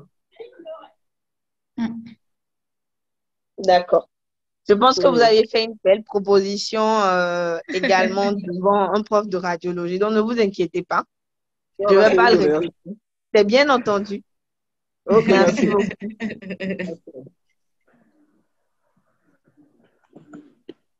Je crois qu'il n'y a plus de préoccupation. Je pense qu'il n'y en a plus. Est-ce qu'il y a d'autres préoccupations en attente? En tout cas, la doléance était très claire, hein, professeur. Moi, j'ai rien dit cette fois-ci. Il n'y a pas de problème, on va s'atteler. J'ai rien dit. Madame Imane Frada, oui, vous avez la parole. Merci, je profite encore du temps qui reste. Alors, concernant toujours la pédiatrie, en matière de pathologie cérébrale, aiguë ou chronique, quelle est la limite du scanner cérébral chez l'enfant? Voilà, à quel moment on doit passer à l'IRM ou voilà. Merci. Merci à vous aussi. Professeur, vous avez la parole. Alors, comme j'ai eu à le dire, la tomodensitométrie, c'est une pathologie c'est une modalité qui est très irradiante et chez l'enfant, on l'utilise vraiment avec parcimonie. Dans mon service, moi, il y a des examens qu'on demande pour chez l'enfant et je refuse. Je conseille plutôt de faire l'échographie. Maintenant, dans le cas d'espèces, en dehors de la pathologie traumatique, qui n'est même pas forcément, euh, je dirais, c'est pas forcément un no-go, l'IRM est une alternative idéale. L'IRM est une alternative idéale pour l'analyse de toutes les lésions aiguës chroniques chez l'enfant. Le seul bémol, c'est qu'il faut pouvoir réussir à le maintenir inactif pendant le temps que durera l'examen. Alors, au niveau cérébral, c'est en moyenne quoi? En moyenne une quinzaine de minutes. Donc, ce sera difficile de garder l'enfant pendant 15 minutes. Ou on fait appel encore au réanimateur ou bien au pédiatre qui accepte de venir faire une sédation légère avec les benzodiazépines, donc ou bien avec du Valium ou truc, et il nous permet de faire les examens chez les enfants. Donc, l'idéal, ce serait l'IRM parce que l'IRM ne présente pas le risque de radioprotection, d'irradiation comme le scanner. Et l'enfant, c'est un être à développement et il a de forts risques de pouvoir avoir le retour de ces rayons X. Donc, il faut vraiment appliquer le principe à l'arrêt de la radioprotection. Donc, utiliser peser vraiment la justification, voir est-ce que c'est vraiment justifié cet examen de scanner qu'on veut réaliser ou bien est-ce qu'il existe une autre modalité qui va permettre de pouvoir obtenir les réponses et qui sera moins invasive, moins dégradante pour l'enfant. Et a priori, c'est l'IRM. D'accord, merci beaucoup. Oui, oui, je suis très d'accord avec ça.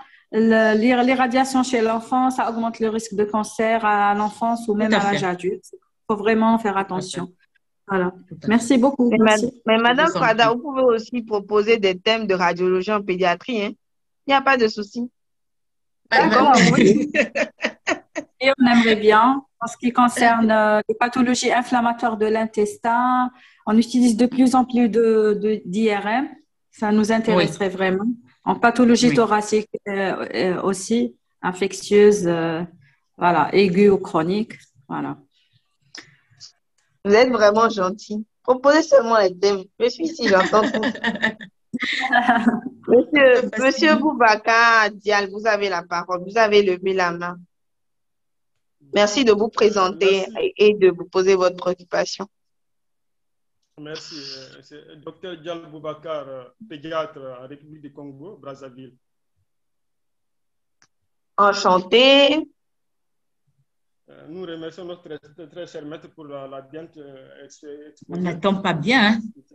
Hein? Bon, j'entends difficilement. Je pense qu'il a dit qu'il est pédiatre au Congo-Brazzaville et qui vous remercie pour la présentation. C'était un peu là. J'espère que j'ai bien répété, monsieur Boubacar. Évidemment, c'est ça. Donc, ma question est la suivante. Vous m'écoutez? Oui, on vous écoute. Je vous reçois, moi.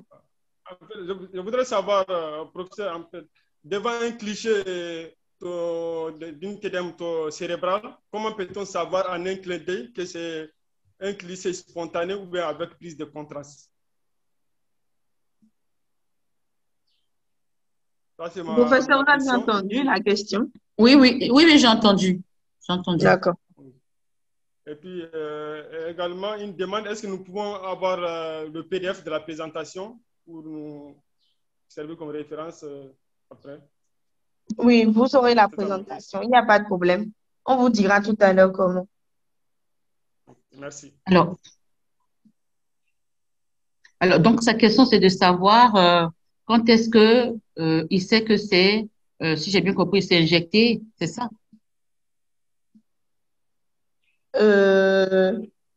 J'ai pas bien suivi, mais je sais pas, je peux toujours demander. Comment on fait pour savoir que c'est injecté? Ou pas, oui. Voilà. Oui. Alors, comme j'ai eu à le dire, il y a des pathologies pour lesquelles spontanément, quand on dit spontané, ça veut dire qu'on n'a pas recours aux produits de contraste iodé. Donc, quand on dit lésion spontanément hyperdense, c'est la sémiologie qu'on utilise pour parler des lésions qui apparaissent blanches. Et parmi les lésions qui apparaissent blanches, il y a le sang. Il y a le Je ne sang, sais pas si c'est il y moi, a mais je il y a n'entends l'os, plus. il y a les lésions classiques, etc. Donc, lorsqu'on dit spontanément hyperdense, ça veut dire qu'on n'a pas utilisé de produits de contraste. Maintenant, quand on dit rehaussement après ingestion de produits de contraste, ça veut dire qu'on a injecté. Et le moyen le plus sûr pour savoir qu'on a injecté, il y a les sillons qui sont hyperdenses. Les sillons apparaissent blanches en dehors de tout contexte ou de toute pathologie d'hémorragie.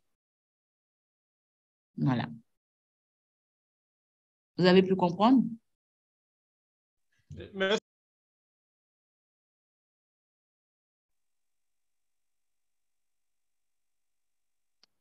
Bien compris. Docteur Merci, Boubacar. professeur. Euh, Sinon, voilà. oui, en fait, j'ai un problème de micro. Je ne sais pas trop si vous m'entendez là maintenant. Oui, on t'entend. Ok, donc une fois encore, désolée. En fait, je ne sais pas pourquoi ça s'est planté, ça a repris pendant que je parlais. Je m'excuse. Je pense que c'était docteur Boubaka qui parlait quand je suis partie. Si, je lui ai répondu. D'accord. Donc, une fois encore, désolée. Il y a docteur Mamie qui a levé la main.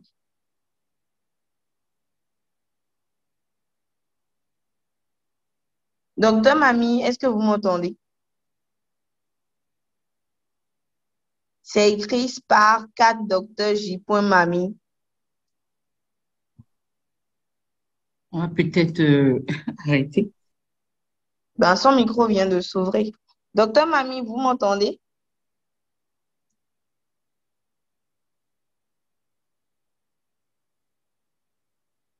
Bon, je pense qu'il y avait une discussion, bon, un message dans le chat. Là,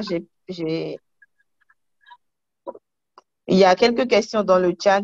J'en ai perdu quelques-unes, mais je pense qu'il y en a quelques-unes qui sont encore là. Bonjour à tous, je suis docteur Jean. J'exerce au service des urgences à Mahajanga, Madagascar. J'ai une question. Quels sont les signes scanographiques en faveur de l'hydrocéphalie à pression normale? Alors, je peux y aller? Oui, oui, vous pouvez y aller. Alors, d'abord, l'hydrocéphalie à pression normale, ça s'observe déjà chez le sujet d'un certain âge. Donc, ça se voit chez un sujet d'un certain âge.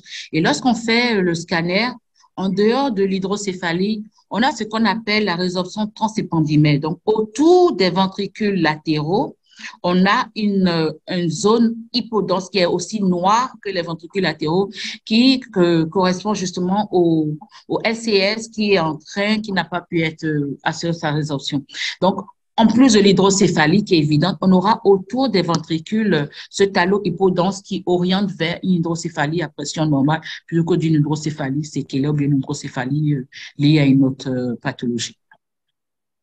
D'accord. Et comme dernière question, il y a docteur Lila Dongoud Bagidi qui aimerait savoir quel type de pathologie cérébrale devrait nous faire demander une TDM avec injection.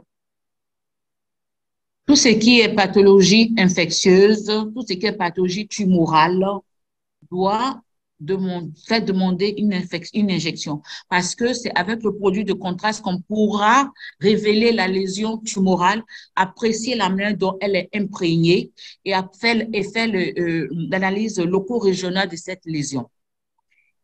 Toujours aussi dans le bilan d'extension, si on veut apprécier après un traumatisme ou bien après une lésion qui a pris qui a daté un peu, si on veut voir si la BH, la barrière hémato-encéphalique est constituée, on peut être appelé à injecter. Sinon, de prime abord, et jusqu'à preuve du contraire, c'est tout ce qui est tumoral, tout ce qui est infectieux.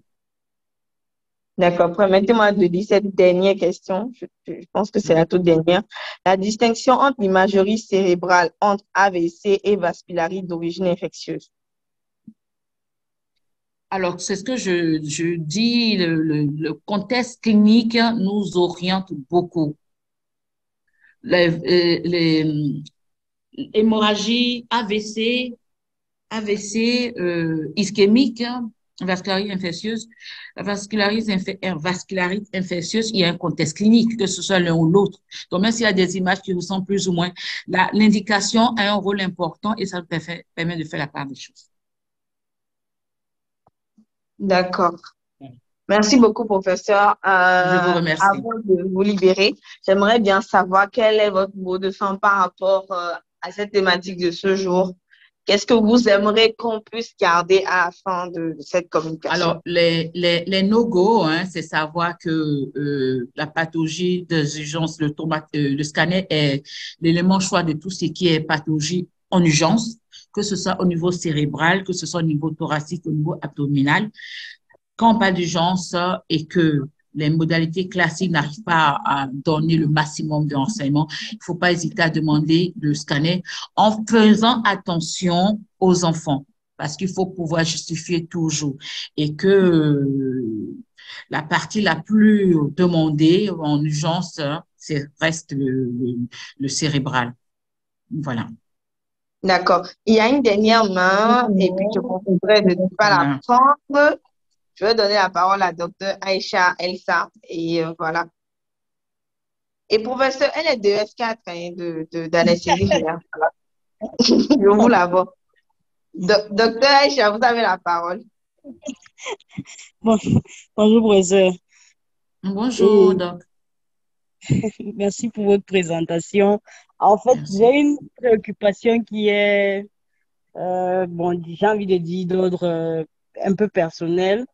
En fait, j'aimerais savoir, professeur, dans l'évolution de la consolidation osseuse après, je sais quoi, quelqu'un a eu un traumatisme, une fracture, et on veut apprécier la consolidation osseuse. Entre la radio et le scanner, qu'est-ce qui est plus, j'ai envie de dire, plus sensible ou plus efficace? Parce qu'en fait, excusez-moi, je reprécise un peu le contexte de pourquoi je pose la question. C'est parce que moi, dans mon cas précis, en fait, j'ai eu un traumatisme, j'ai été suivie par un chirurgien et à un moment, il y a eu une décision thérapeutique à prendre et j'ai pris un avis d'un autre qui, pour lui, il fallait plutôt le scanner pour avoir plus de précision. Alors, le cas précis, c'était pour une pseudarthrose. Du coup, bon, moi, personnellement, j'ai essayé de lire un peu, mais j'ai pas trouvé des trucs spécifiques pour m'éclairer un peu. Du coup, je profite de votre présentation pour poser mon problème et Alors, avoir le votre avis. traumatisme concerne quelle partie? C'est le crâne ou bien c'est le membre pelvien? Pardon? Le fémur, membre pelvien. Oui, alors, moi, je pense que si c'est pour apprécier juste la consolidation, la radiographie conventionnelle est largement suffisante parce que n'oubliez pas ce que j'ai eu à dire, le scanner est plus irradiant que la radiographie standard. Et les examens, on les fait vraiment de manière hiérarchisée. Si une modalité peut vous permettre de répondre à votre question, n'allez pas chercher quelque chose de plus compliqué. Maintenant, si c'est qu'en plus de l'os, on veut apprécier d'autres facteurs, oui, on peut aller au scanner. Mais pour ma part, je crois que la radiographie conventionnelle, si c'est juste pour la consolidation, c'est largement suffisant. D'accord, prochaine. Alors, j'ai une question là que j'ai vue afficher, docteur Fassinou, ce sera la dernière que j'ai vu afficher. Oui, là, je tiens parce que c'est quand même important, je n'ai pas insisté dessus. La personne demandait quelles sont les fenêtres de coupe en TDM thoracique. Voilà. Alors, il faut savoir que il y a les fenêtres parenchymateuses, il y a les fenêtres osseuses. Et à travers ces deux types de fenêtres classiques, on peut varier, comme on a une multitude de densités, on peut varier également le fenêtrage. Plus tu varies au niveau du fenêtrage, plus ça te permet de mieux apprécier la lésion que tu es en train d'analyser. En dehors des aspects classiques où on a le parenchyme, la fenêtre parenchymateuse sous tissu pour apprécier tout ce qu'est le parenchyme pulmonaire, cérébral, abdominal, et la fenêtre osseuse pour apprécier tout ce qui est os au niveau du rachis, au niveau de l'os de la voûte crânienne, au niveau des côtes de l'abdomen. Voilà. Merci beaucoup, professeur. En tout cas, pour cette question vraiment intéressante. J'ai beaucoup aimé les questions qui étaient très pertinentes. Et bravo à Rema, c'est très intéressant. Merci beaucoup. Bon week-end.